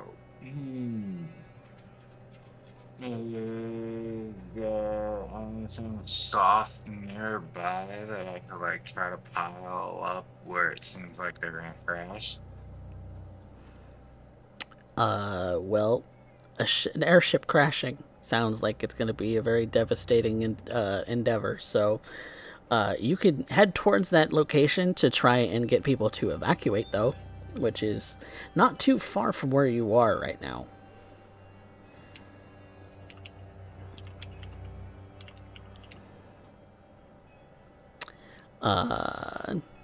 And so are y'all all headed sort of in that direction then? We've got Arya, who's in the air, headed towards the looks like unstable airship. Lagon is making his way as best he can to the area he believes where they're going to crash. Okay. So you're going to meet up with Kinwin eventually. That's where he's headed.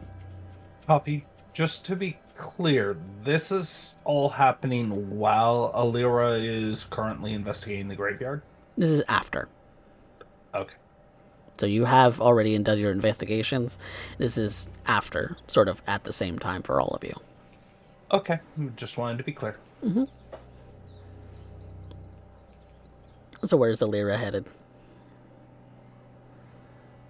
Well, clearly something else is about to take precedence, and so best to end up answering the call to action. Okay. So Arya or Spectre got up here for a second. So, you all, the rest of you, would be Alira, Varnya, Kinwin, Kaz, Lagan. You all would all be able to meet up together because you're headed towards the crash site, and it does look like the ship is coming in very, very hot and very close at this point. You see another sort of explosion off the side of the ship as it's coming down. What do you do? Is there water nearby? Are you, like a large body of water, like a lake or something to that effect? Yeah. I imagine that there's a small river nearby, but nothing terribly large.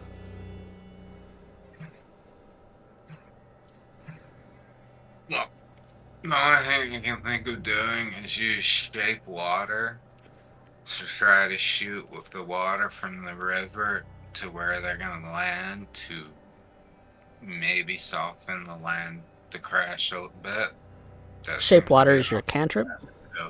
Yeah. It's not going to do much. It's a thought. It might do a little. It might do a little. Might do a little. Might do a little. Kinwin is definitely using the cantrips at his disposal. Yeah. Trying to soften the landing if at all possible. It looks like the ship is going to crash in the forest. the forested sections of outside the city. So things have gotten to that point. Arya, you are flying up towards the ship. What do you intend to do? First of all, I'm going to find out what the hell is happening and whether or not they need an out. So I fly up as a red cardinal, and I flutter my way through the different cavities of the ship until I find myself, essentially just trying to find Professor Cypher as soon as I possibly can. Okay.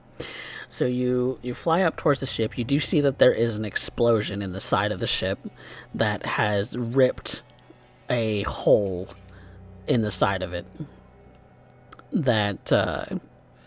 That seems to have, at first glance, sort of like black strings attached to it.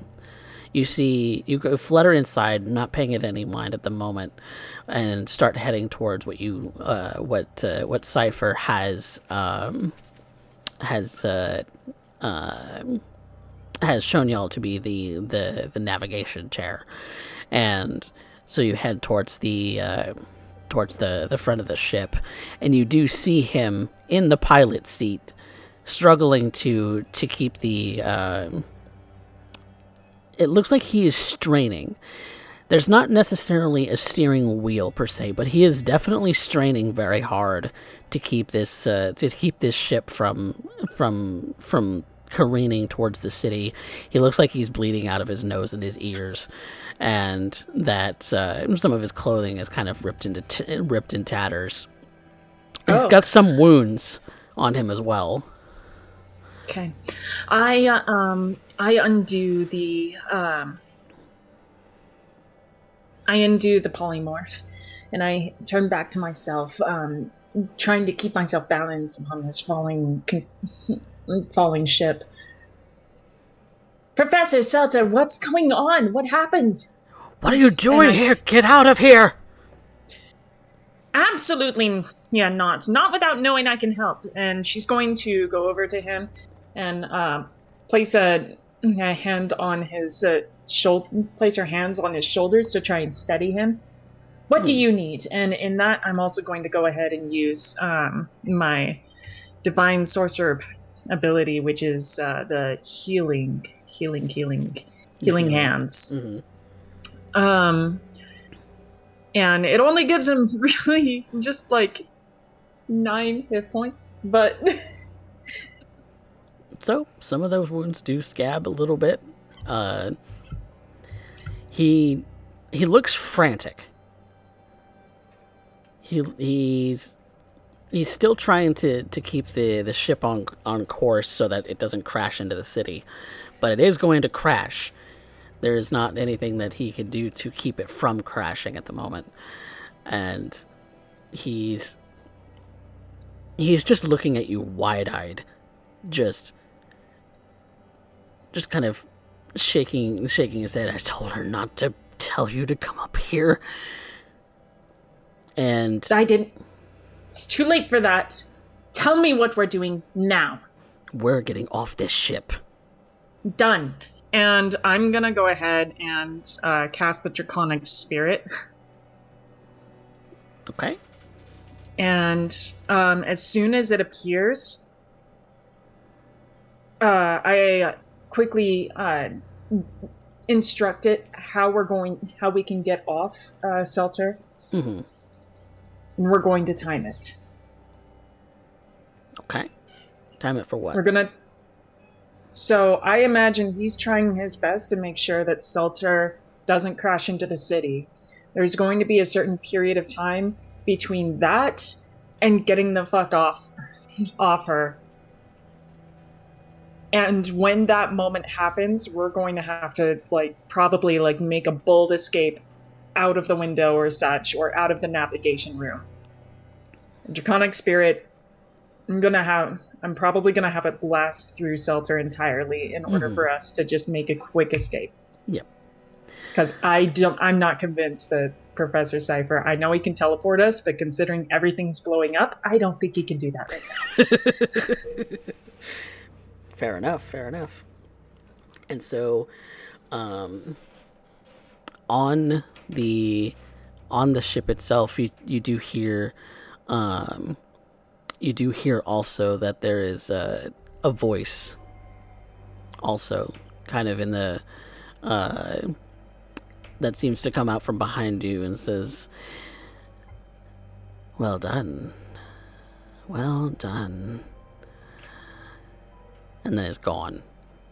And then in the nick of time, you are able to blast out of the side of the Selter with the professor in tow, flying out of the side of the ship. This is where everyone else has saw the explosion, the second one, and the side of the ship just kind of has this beam of light kind of projecting out of it from this explosion, and out comes the draconic spirit that you're familiar with. And Arya, you would know that that voice that was speaking to you was Caleb's voice.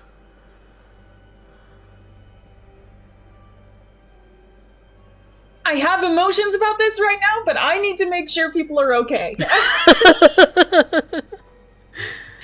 I'm mostly worried about the professor, and I'm worried about Selter and whether or not she, as a dragon, as a person, as a ship, is going to be fine.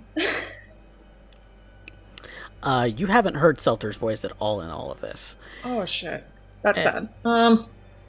And you notice when you fly out of the ship that the ship looks like a ship. It doesn't look like a dragon currently. All right. When the draconic spirit flies over, we watch as the ship just crashes into the forest. I instruct it to bring us on down gently, nearby the crash site, so that we can at least make it to there quickly. Professor, what is going on? What happens?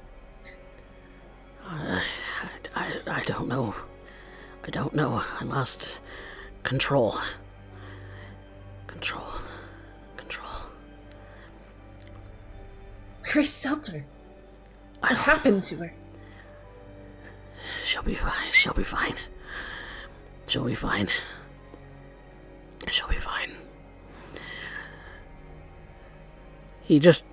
He's just staring for a moment, just holding that wound on him, and he's got several. It kind of looks like they've several things have kind of grinded up against him and just caused serious rending of his flesh. Damn it.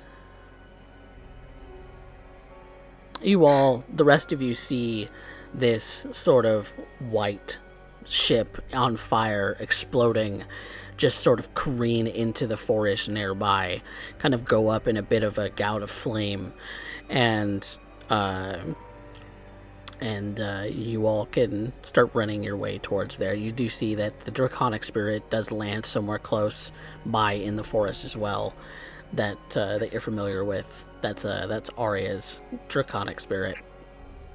And so eventually you all do meet up and see the state that things are in. The ship itself looks like it is on fire. Lagan is going to cast Control Water. Okay. There is a river sort of nearby. Well, since this is fire, I am going to use it to flood the area to attempt to help put out the fire and give more water for whatever water shaping Kinlan's trying to do. I'd like to add to that, but Okay. I need a DM call here. Okay. So gust of wind can put out like small fires and what have you, but is that going to backfire and actually feed any larger flame a whole bunch of oxygen? What level spell is it? It is a level 2. Level 2. And It basically says that,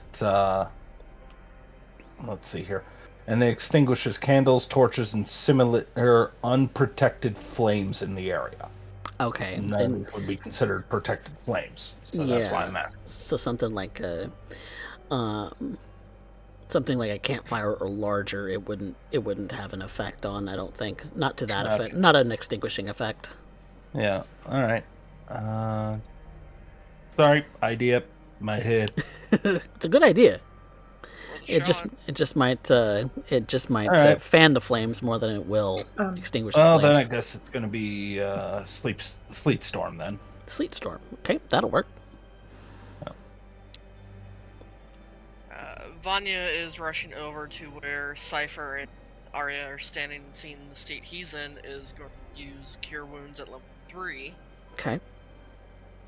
And he's getting back 10 HP. Okay. If you rolled any ones on that, I'm gonna use source. Did you roll any like low numbers or ones or anything? I rolled 2 1s, I think. I'm gonna spend 2 sorcery points.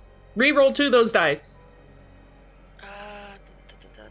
Let me actually look at the. This is part of a Divine Sorcerer Empowered Healing. Yeah, it was starting at 2-1. 6th level. Nice. I can just spend sorcery points to have people around me who To re-roll their some of healing. healing dice. Okay. Yes. So.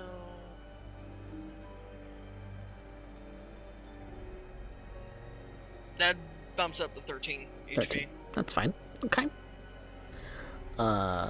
So we've got and then we've got Kinwin. Now that the ship has crashed, what are you doing to aid the situation? Because shape water's a cantrip. Find a way inside the ship to find any survivors. Well, the ship is typically only manned by Professor Cypher, and he's out of the ship. Oh, okay then. Never mind. And when the For some reason, I was picturing a much bigger ship in my mind. no the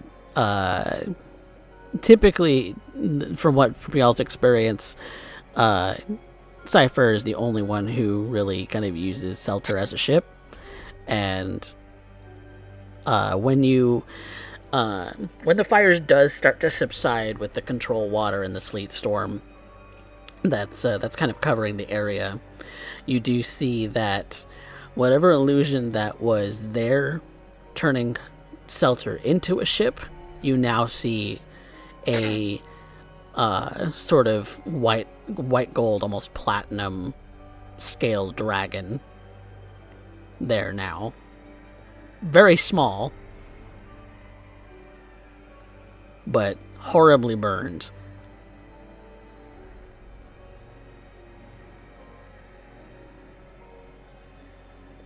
Lagon is going to cast Cure Wounds at level 4 on the white-scaled dragon. Same thing to you, Lagon. If you roll any ones, tell me how many.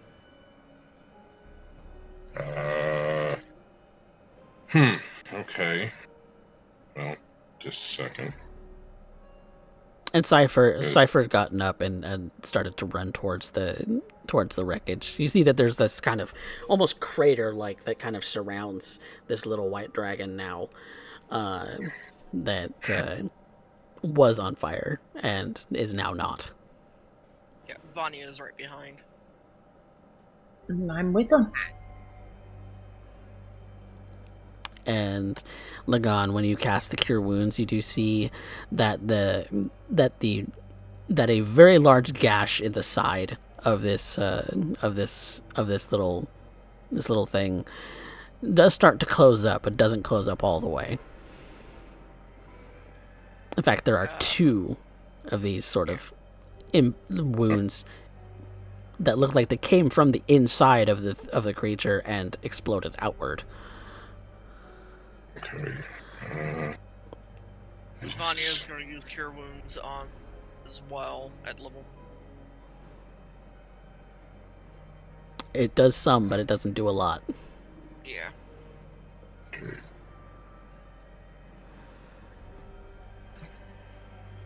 Alright. Cure wounds.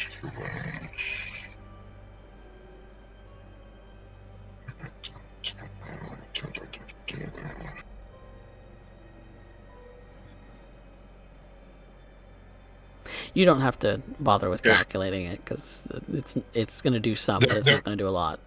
Yeah. It was only to see if there were any ones for Arya's thing. Mm-hmm. But that was it. That was all I was trying to do, was to see if there were any ones, and there were not a single one. Okay. All right.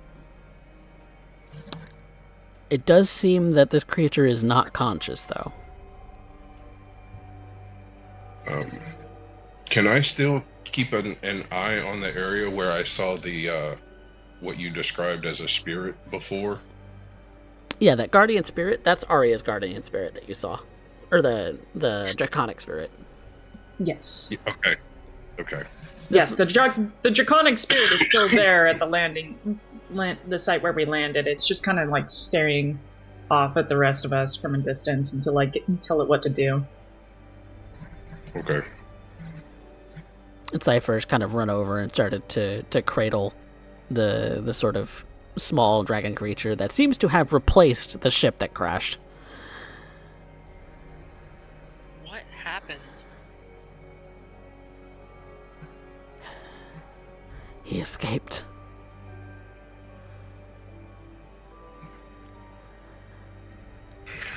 Damn it.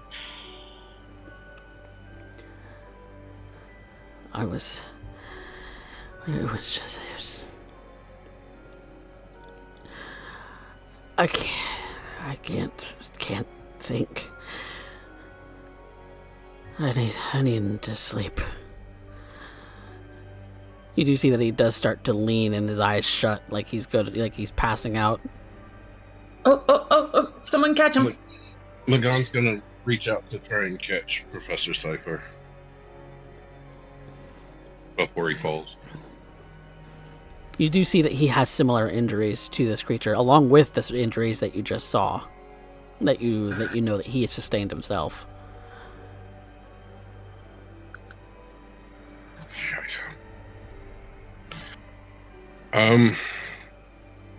Cast Cure Wounds to him as well. At level 3. Does some, but it's not much. I understand. It's like some sort of magical wound. It's like a curse. What the hell did he do to these two? Too much.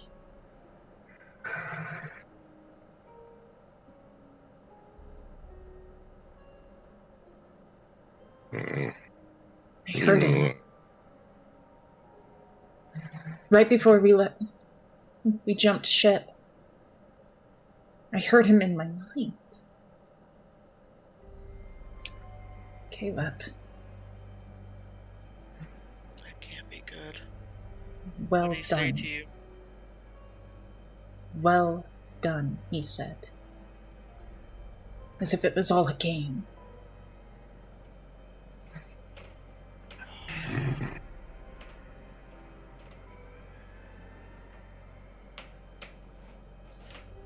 we have no idea where it went.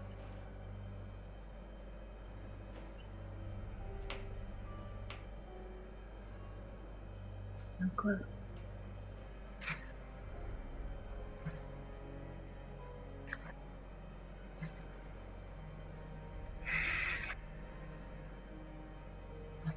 Arya brings her hand, lifts her hand forward. Come! And the draconic spirit joins the rest of the group. Let's take them back to the city for now. We can place them in our room. Yeah. Let them get some What rest, about- see if they can recover on their own. What about Sulter? She's I'm not bit a bad big. Well, she looks like she's this almost kobold-sized dragon right now. Kobold-sized dragon right now? Yeah. Okay. She's that small. Okay. Lagan would be carrying Shelter. Alira's going to be just looking at Selter extremely confused.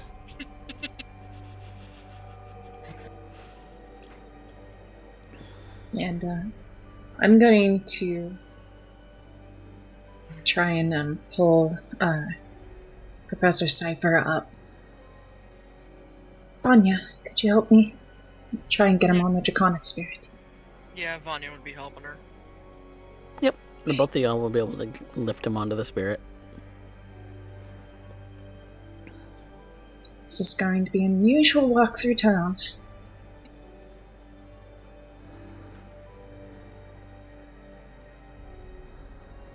Well, we are an unusual group, so...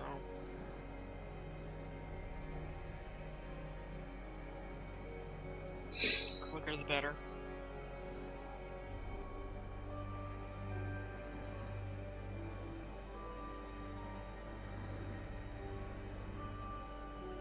And I think we also need to talk to Amber. You get these two to our inn, I'll go talk to my brother. Is he still back at the other inn? Mm-hmm. I imagine Kaz would have never left him alone the entire time. Like, never let him out of his sight. Like, Kaz was, like, threatening him last time they talked, so... Yeah, he was. The second they get back into the city, Vanya's beeline straight that way. Alright. And the rest of y'all are headed to Arya's inn. Mm-hmm. Okay. I believe so. Alright. So we'll kinda start there. What do you bring with the Draconic Spirit, you bring Cypher and Selter towards the inn. You see a lot of people are giving you a lot of but a lot of wows about the Draconic Spirit that's walking through town right now. There some might even be making like worship gestures towards the Platinum Dragon, because it's it's a dragon walking through town, and maybe this is a good omen. But there's also the unconscious pair that are on its back that people are starting to rumor about a man and a kobold, and so you kind of walk through town, though, with them in tow. You get to the inn, and take them up to the room. Do you dismiss the spirit? Well, that's the only way we're getting through the door, so... Yeah. Lagan, could you help Yes. out with Cypher? Wonderful. Thank you. Alira, Kinwin, could you also help me with the little one, Salter? So I'm not strong. and so with Lagan should probably carry both. yeah, it probably is. He probably could. He has, like, both of them underneath his arms. Yep. Well, With he probably got Cypher over his shoulder and Selter in the other arm, cradling her like he did when he was carrying the remains of Rune back to meet Cypher. And so with everyone's help as needed, you all, aside from Vanya, are present in the room that Ari has rented, with the two beds in the room, and it's very nice to look at. It's very, very comfortable. Lagan is going to be spending time making medicine checks on both of them, determining the extent of their injuries and other possible maladies. Okay. Go ahead and Can make. someone... Oh, go I ahead. was gonna ask, can someone check to see if maybe it's magical in nature?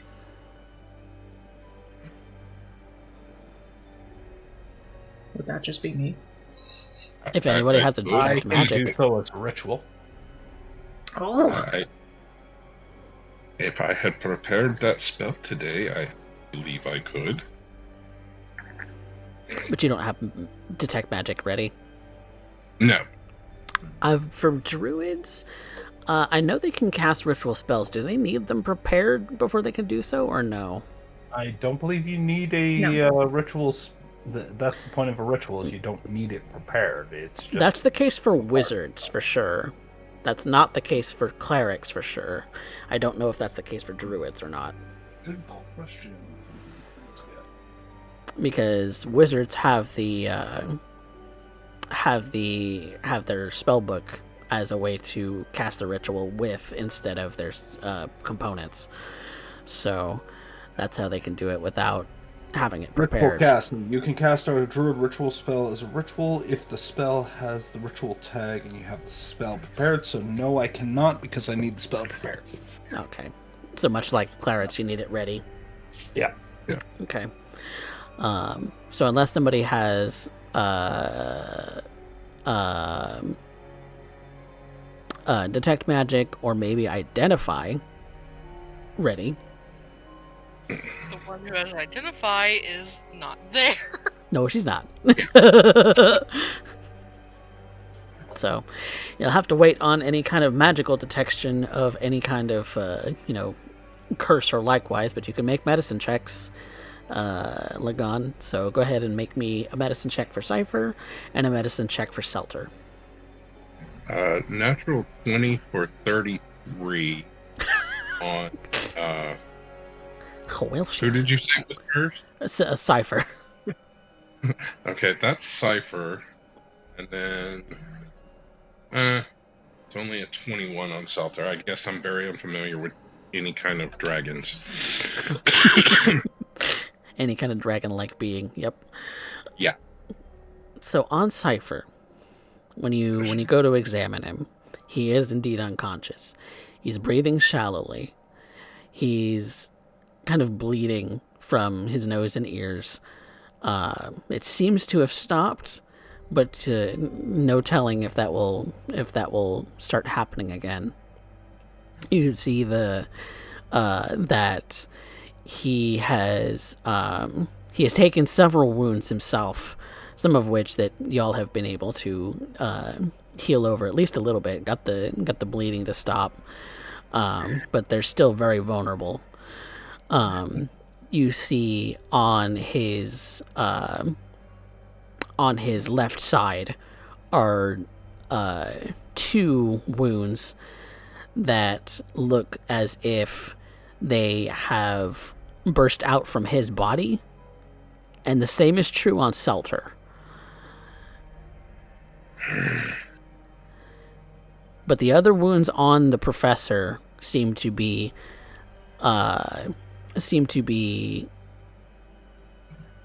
flesh that's been through a grinder, almost. Okay. Like, just not sword wounds, not piercing wounds like an arrow. Something grinded against his body in several places.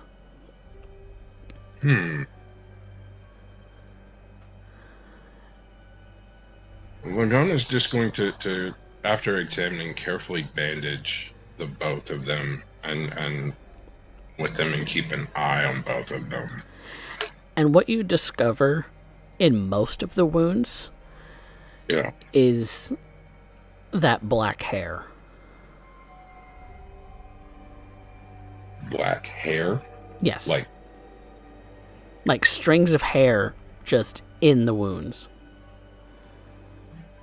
Like when I was healing Caleb and Embro? Yes. Except it doesn't seem to be stitching them together. It's just there.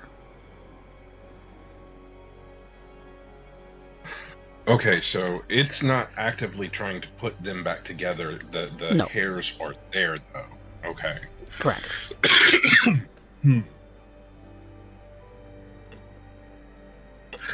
Lagan will collect, if he can, a sample from both Cypher and from Selter. And you find it extremely hard to pull out for some reason. Like the hair itself has dug itself deep into the wound.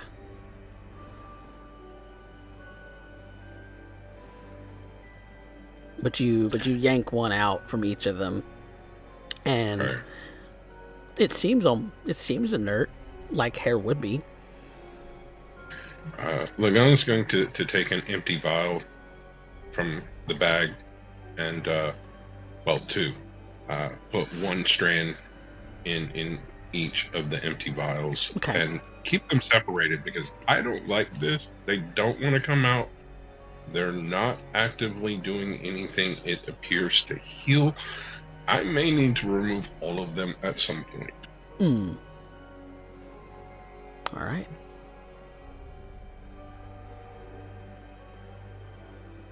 What else do you do?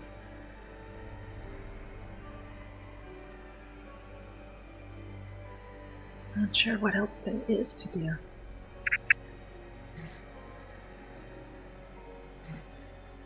We need to... It looks like the power... This power that Caleb held. Growing corruption of that kind. And black tendrils. Just smaller.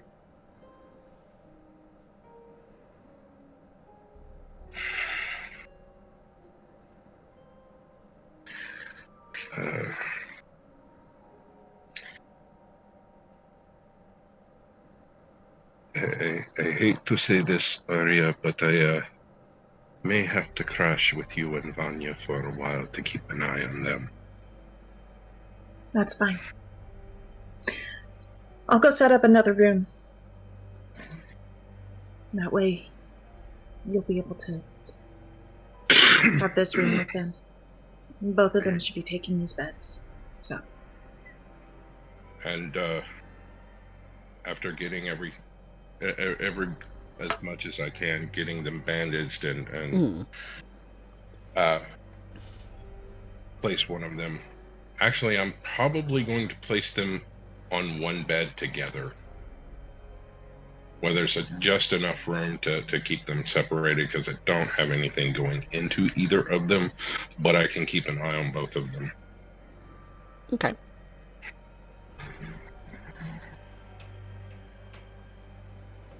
Selter's fairly small.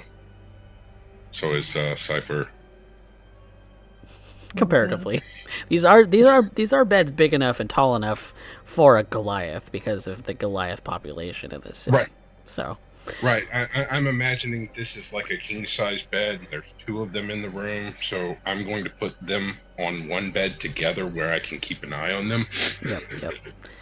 Most of the furnishings in this entire city makes you feel a little small, you humans. But is Kinwin doing anything else? Of any kind? Not of any kind? Okay. Then we'll turn over to Vanya.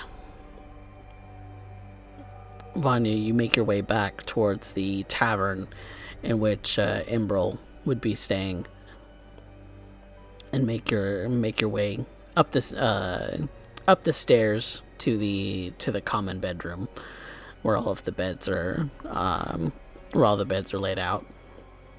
You do see that Imbrel is kind of giving his sword a good sharpening. We've got a problem. Need you to follow me. What kind of problem? Is there anyone else in the room with them? And there's another person looks like they're kind of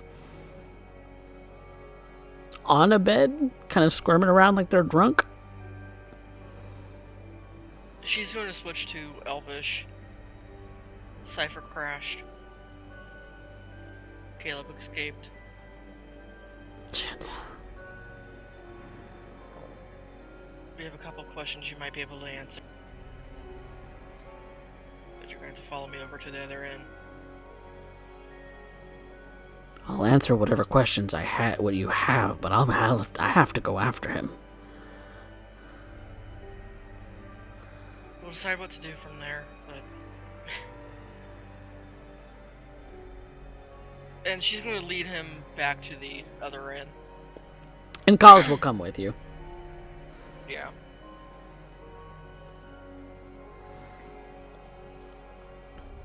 And so, Vanya finally does arrive with Imbrel and Kaz in tow, so that all of you are in the same room now.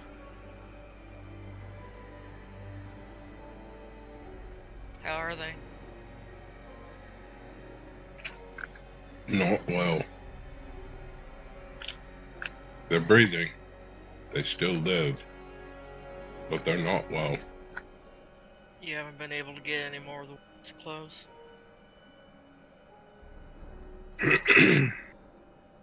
Lagan looks at Embrol and then pulls one of the vials out. Have you ever seen anything like this?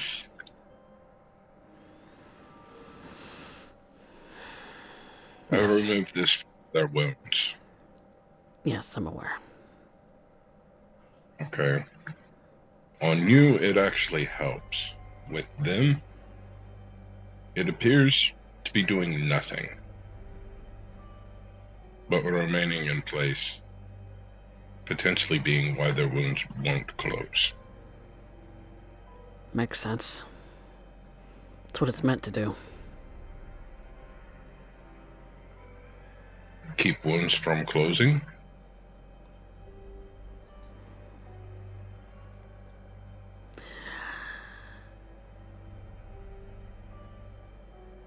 It's called...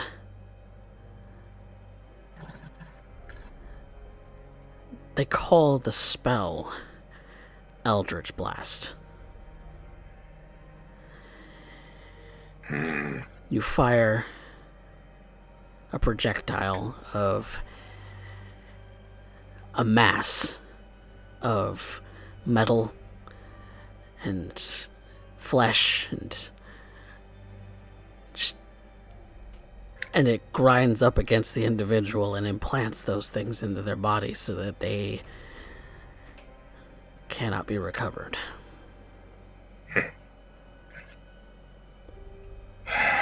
Works incredibly well on armor of soldiers.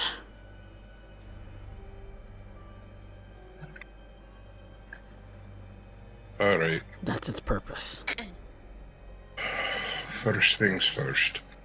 I am going to need a lot more bandages. Or something to use for bandages. Lagan is going to start working on Selter and removing the hairs from the wound. Using the bandages that he's already placed on her as much as he can to keep any more blood from getting everywhere. Probably remove her to a table or flat surface other than the bed. Mm-hmm. So that you can essentially perform surgery. Yeah. Yeah. Lagan has an idea. He's not sure how correct he is, but he's not wanting to voice it until he can speak to the two of them.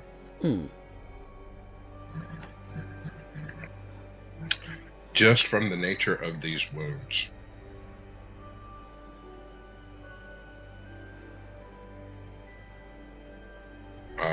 Anyone want to assist?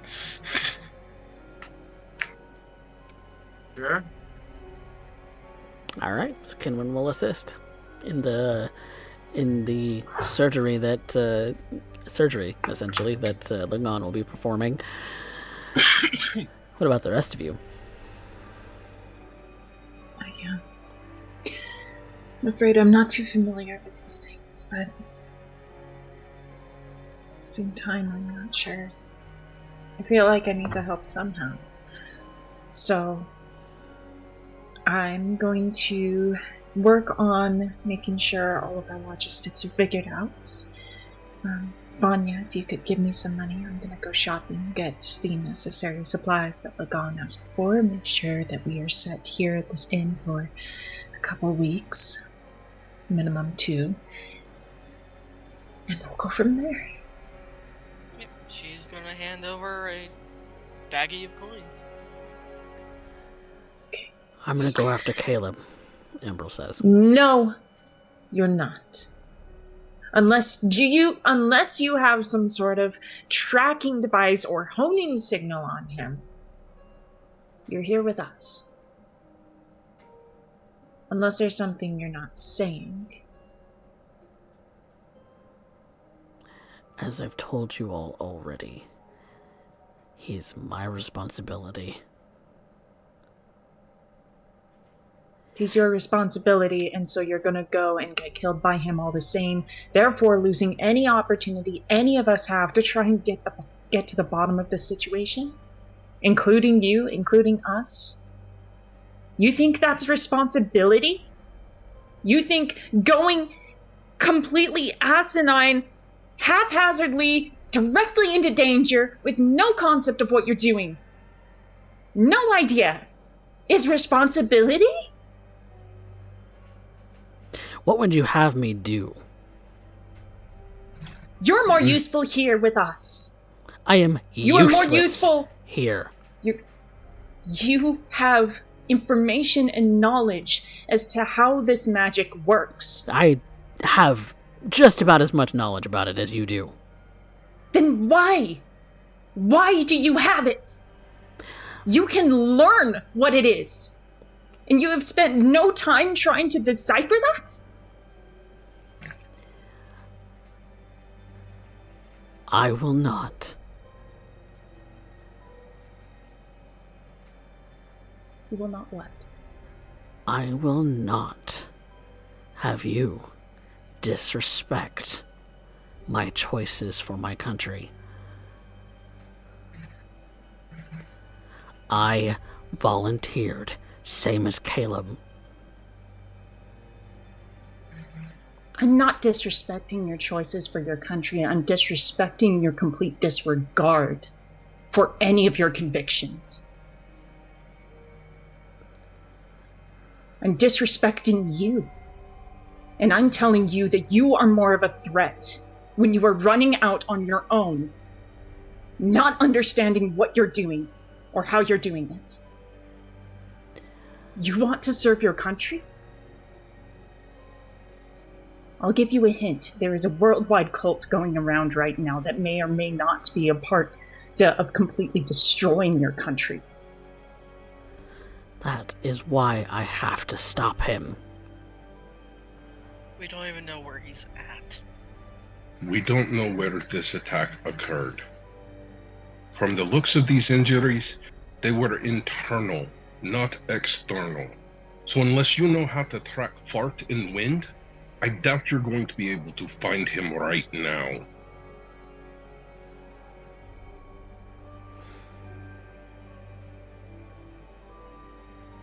Be honest, Ember. How do you think you can find him better than us right now? Because I know what to look for. Then please share with the class! Oh my god, that is all we're asking! If you've known all this time! It's how I've tracked him thus far. And yet, you just... And How? when we found you, How? You tracked him once and ended up damn near dying already.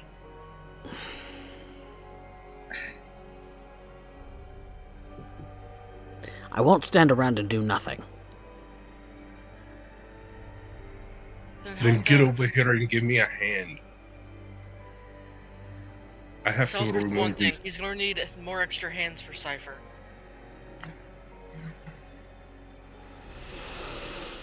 Fine. There's so much I can do. It's really easy to tear a body apart. It's a lot harder to keep one mended and together and going. Maybe you could learn a new trick. How to heal instead of kill.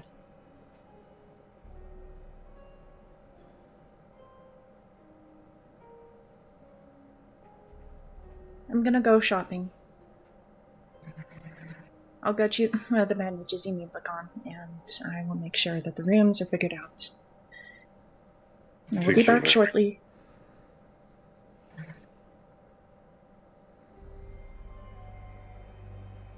Arya leaves the situation. She's clearly entirely flustered, entirely upset. But she's separating herself from the situation with her fist balled and maybe a little bit of fire floating out of it. Small embers.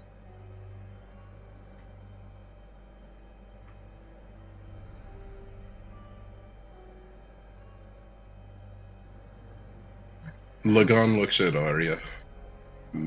Be careful. Don't set the world on fire. Please. I won't. We're not at the point that we need to purify everything yet. A pointed glance at Emerald. Though it is on the mind. She will close the door behind her as gently as she can.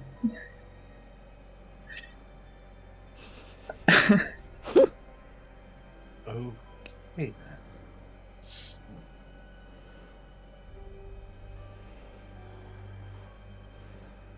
So, you don't want to end up feeling useless. A sentiment I understand, but at this current point, regathering strength, trying to understand what it is that has been lost, seeing what options are available, stumbling around, scouring the. Well, she just kind of looks out to the direction of the crash site and then looks back. Probably isn't going to be doing anybody any good at this point.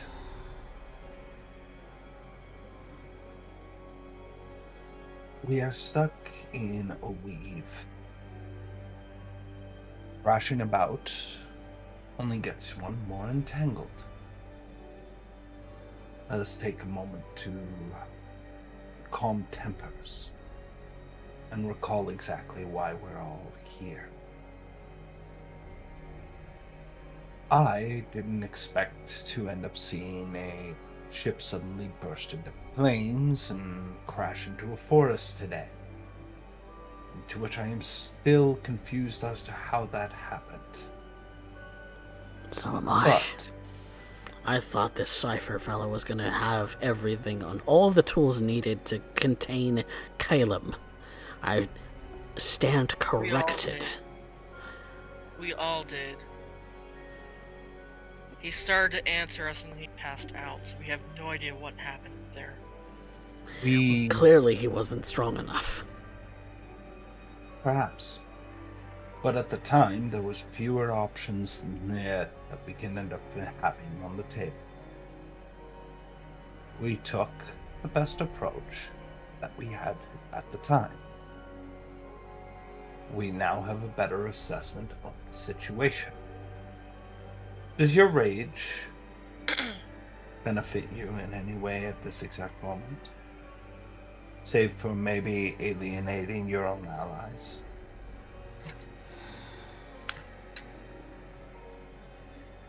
I feel like I'm a prisoner here. Even if you were to flee, you'd still be haunted by your own guilt. Shame. You carry your prison with you.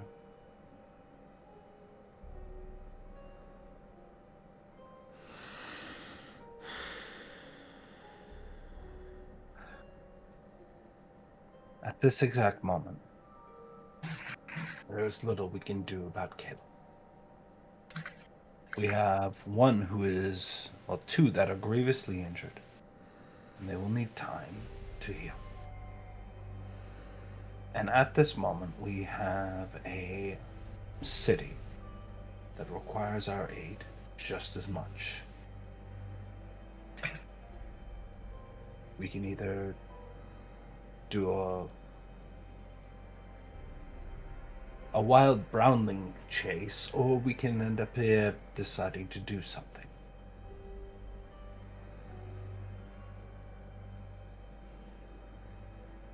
We have a city that needs help. We are here at this present moment. So I ask you, what does your rage buy you?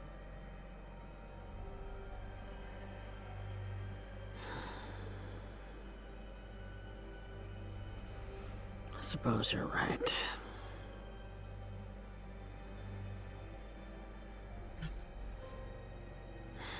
In times of turmoil, it was common that we would end up here gathering as a house, take hold of the largest spinner that we could. After it was prepared, we would each grab hold of a leg and pull, breaking each a piece of the creature. And these begin to eat, share in wine. Perhaps we should practice such a pastime here. Breaking apart a spider? Or whatever food you may have. A cow. Break cow. Let us break cow. Yes. A whole cow could feed 12 people. Or more. Or it might be a very lengthy conversation merriment. I would hope it would be that. Larder, ladder. Ladder. Yes.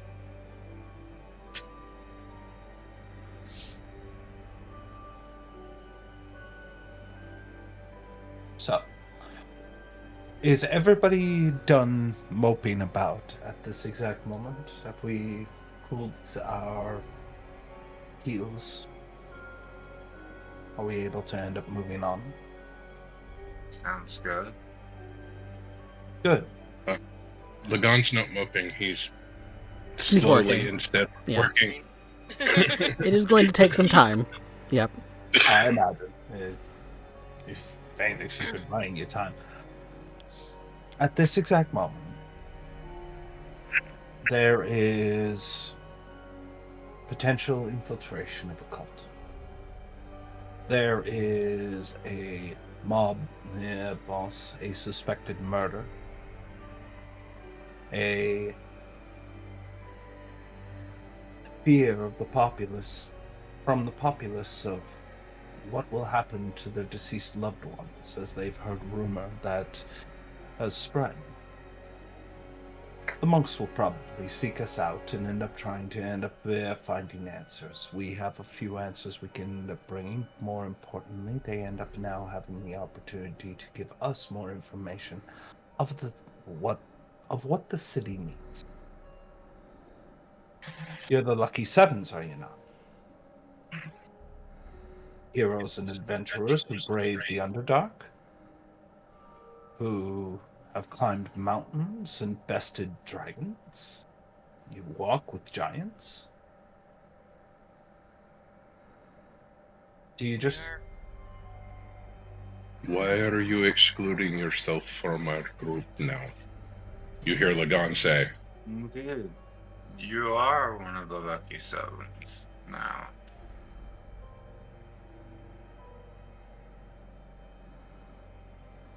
You are one of us.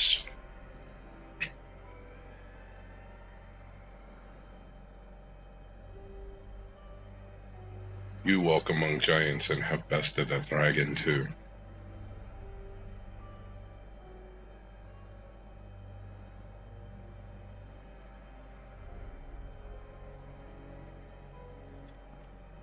It's a small distraction, and not far from the point.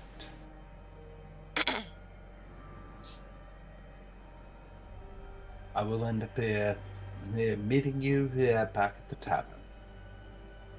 I will see if we can acquire one of these cows, and we shall break it upon the near stone and consume it while its heart still beats.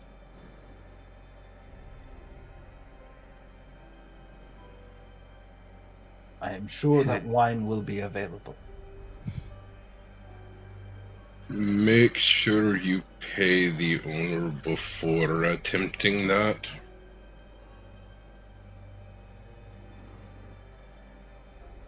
We shall feast like the old ones. He starts very proud, starts to end up walking out. Arya, you would have gone to get supplies. Probably only cost about 5 gold for the total supplies it needed, and be walking back with those supplies. How is she walking back? Is she walking back in a bit of a stomp, or is she calmed down now, or what's going on with Arya? She's calm. Kind of... There is obviously an air of frustration about her, but she's not explosive at the moment. Embers do not flicker around her. Her hair does not wave in the heat of her aura, and her eyes do not glow in any particular way. She carries the supplies in a cloth bag, somewhat protectively. Most of what she's thinking is just frustration. That first and foremost, that the party, the group, Lucky Sevens as we are, more precisely, she herself, had no particular way she could have anticipated that decision would cause harm to Professor Cypher or to Selter. That much destruction would transpire. She feels personally guilty about it, and she feels personally angered, and affronted by Embrel over the fact that he claims he's been able to find Caleb this entire time. But rather than actually helping the group, his only allies, with finding out where he could have gone, or what's going on with that, what his motivations are, any of it, he chooses instead to be conflictive and adversarial to them.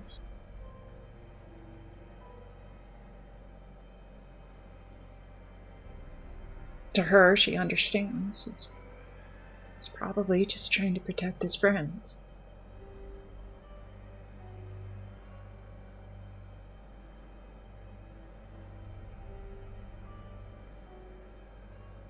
He probably wants to save both his friend and his country.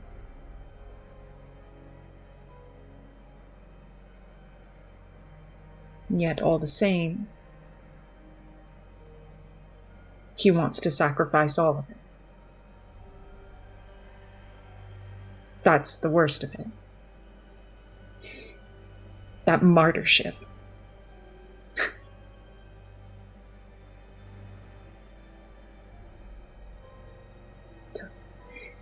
In my mind, the only person that has that kind of selfishness, that kind of idea that they can just go off and make some grand sacrificial attempt to save the world by themselves is her. Me.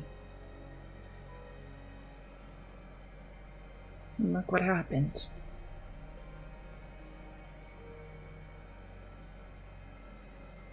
She stops in the middle of the road.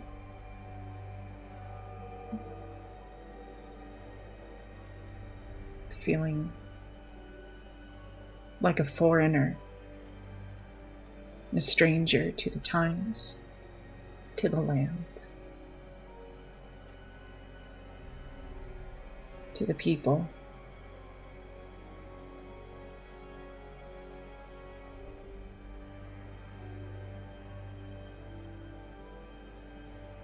Sacrifice everything and play the martyr, only for the consequences to still have to be lived through and repaid. And that repayment is not just in her blood.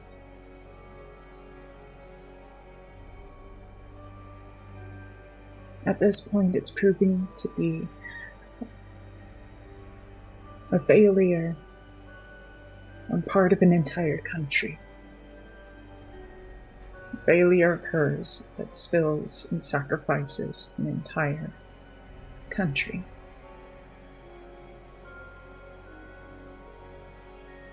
And that's not something Amber will understand. That's what she doesn't want him to have to understand. He has other options.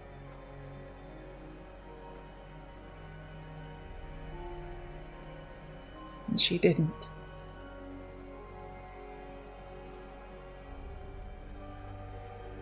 And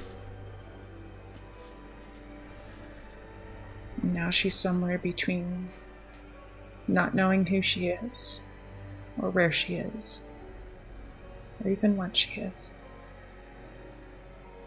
I'm ashamed of it all the same.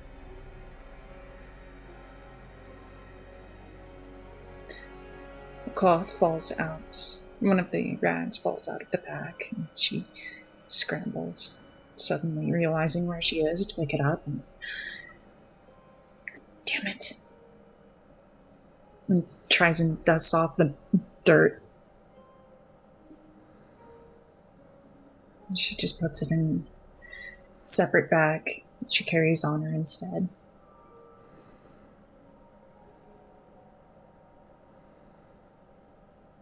She'll just use it for herself rather than risk Professor Cypher or Salter having to face any sort of infection from that falling on the ground.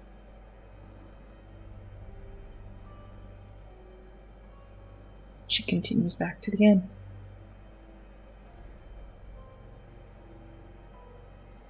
And I believe that is going to be where we are going to pick up next time.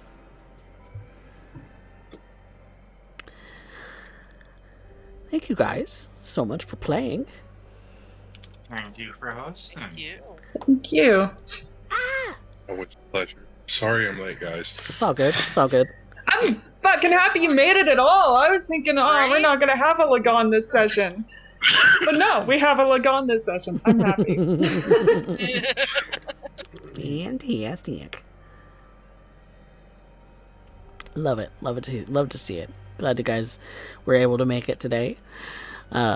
So, with that being said, I believe we should move on to the experience portion of the session. So, we've got the audience experience already posted as the poll. Go ahead and make your votes as to who was your favorite, you out there in the audience, while we deliberate as to what our individual players get here. First of all, you get your 5 for showing up today. And I think with the things that went on today, I think I'm just going to make it another 5. So that's 10 total. And then we talk about roleplay prompts. So, who moved our plot today? Besides me. I threw a monkey wrench. Yes, you did. I'm gonna give it to Alira because she very much pulled the party together, gave us a couple leads as to where to go from here. Generally speaking, just kind of like set everything up for us to continue with this storyline. So that's how I. My vote's for Alira, just on the investigating scene that I was able to jump into. Aw, thank you. There, That sounds good. there we are. Alira it is. Best scene. Can I take the arguing with Embril?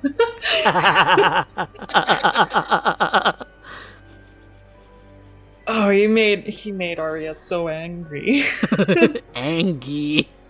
I was Angry. gonna give it to Vanya here for everything before the fade to black moment because that was just fucking hilarious.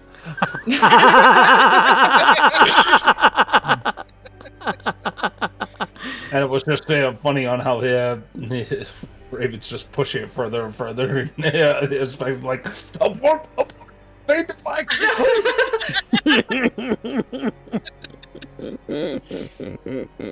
I like that scene where Arya and Alira interacted for a bit. Ah, okay. Well, there's 3 different ones put on the table so far.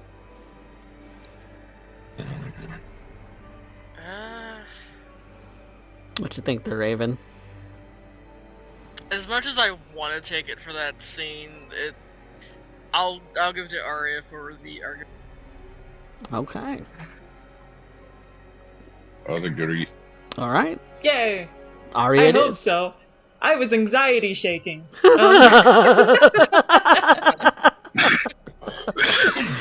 It's all good. It's all good. All When right. you're emotionally invested. Mood. Mood. Best line. Alira's break cow. Break cow. Break cow. How funny. Anything else? Hmm? My vote is going to go to Alira, but I'm just going to say, unless you can track fart in wind, you're useless. He's got a point. Right? But again, my vote is going for Alira. Okay. What do you think, Kinwin?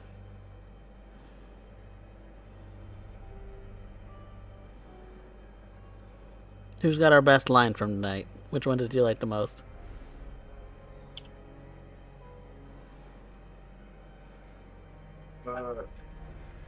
Which one of the nominees haven't won one of the previous votes? That's a good question, because I think the ones that we've put up on the table are Alira and I forget, was Lagon. and Lagon. Okay, Alira and Lagon have been put on the table. I'm just saying, I'm just throwing that out there as an honorable mention, but my vote is for Alira. Okay. I'll go for Alira too then. All right. Alira it is then. Majority vote. All right. The poll should be wrapping up here pretty soon for our audience experience. There's only one vote. And it's for Alira. Yay! Woo! Yay, Alira. Yay, Alira. One person loves you. They love me. They really love me. But yes, that concludes our session for Rebirth tonight. So hopefully you all have enjoyed watching. I've enjoyed DMing for this game. I hope you guys have been enjoying playing the game. So, yeah. including all the danger that has been happening. I love I danger. usually say it is the hands down best D&D game I've ever played. I think it's your first. It is. I've set the bar high. I've set the bar real high. So, well, with that being said, we're gonna find somebody to raid, and in doing that, we will be wishing you all a pleasant night. And if you're watching here on Twitch, you should absolutely go and check out the VODs on YouTube, because that's where we post everything that has happened prior. Of course, Ravenstar's also plugging the Discord, because that's where I inform everybody about everything. And if you're watching on YouTube and you're not following us on Twitch, you should be, because that's where we go live. Play all of this live and improv and off at the edge of our seats, because that's the way we roll around here. So go ahead and do all of that, and I want to thank my cast, of course, again, for being awesome cast members, because they're great. And all of their Twitch handles are on their pictures, so give them a follow too.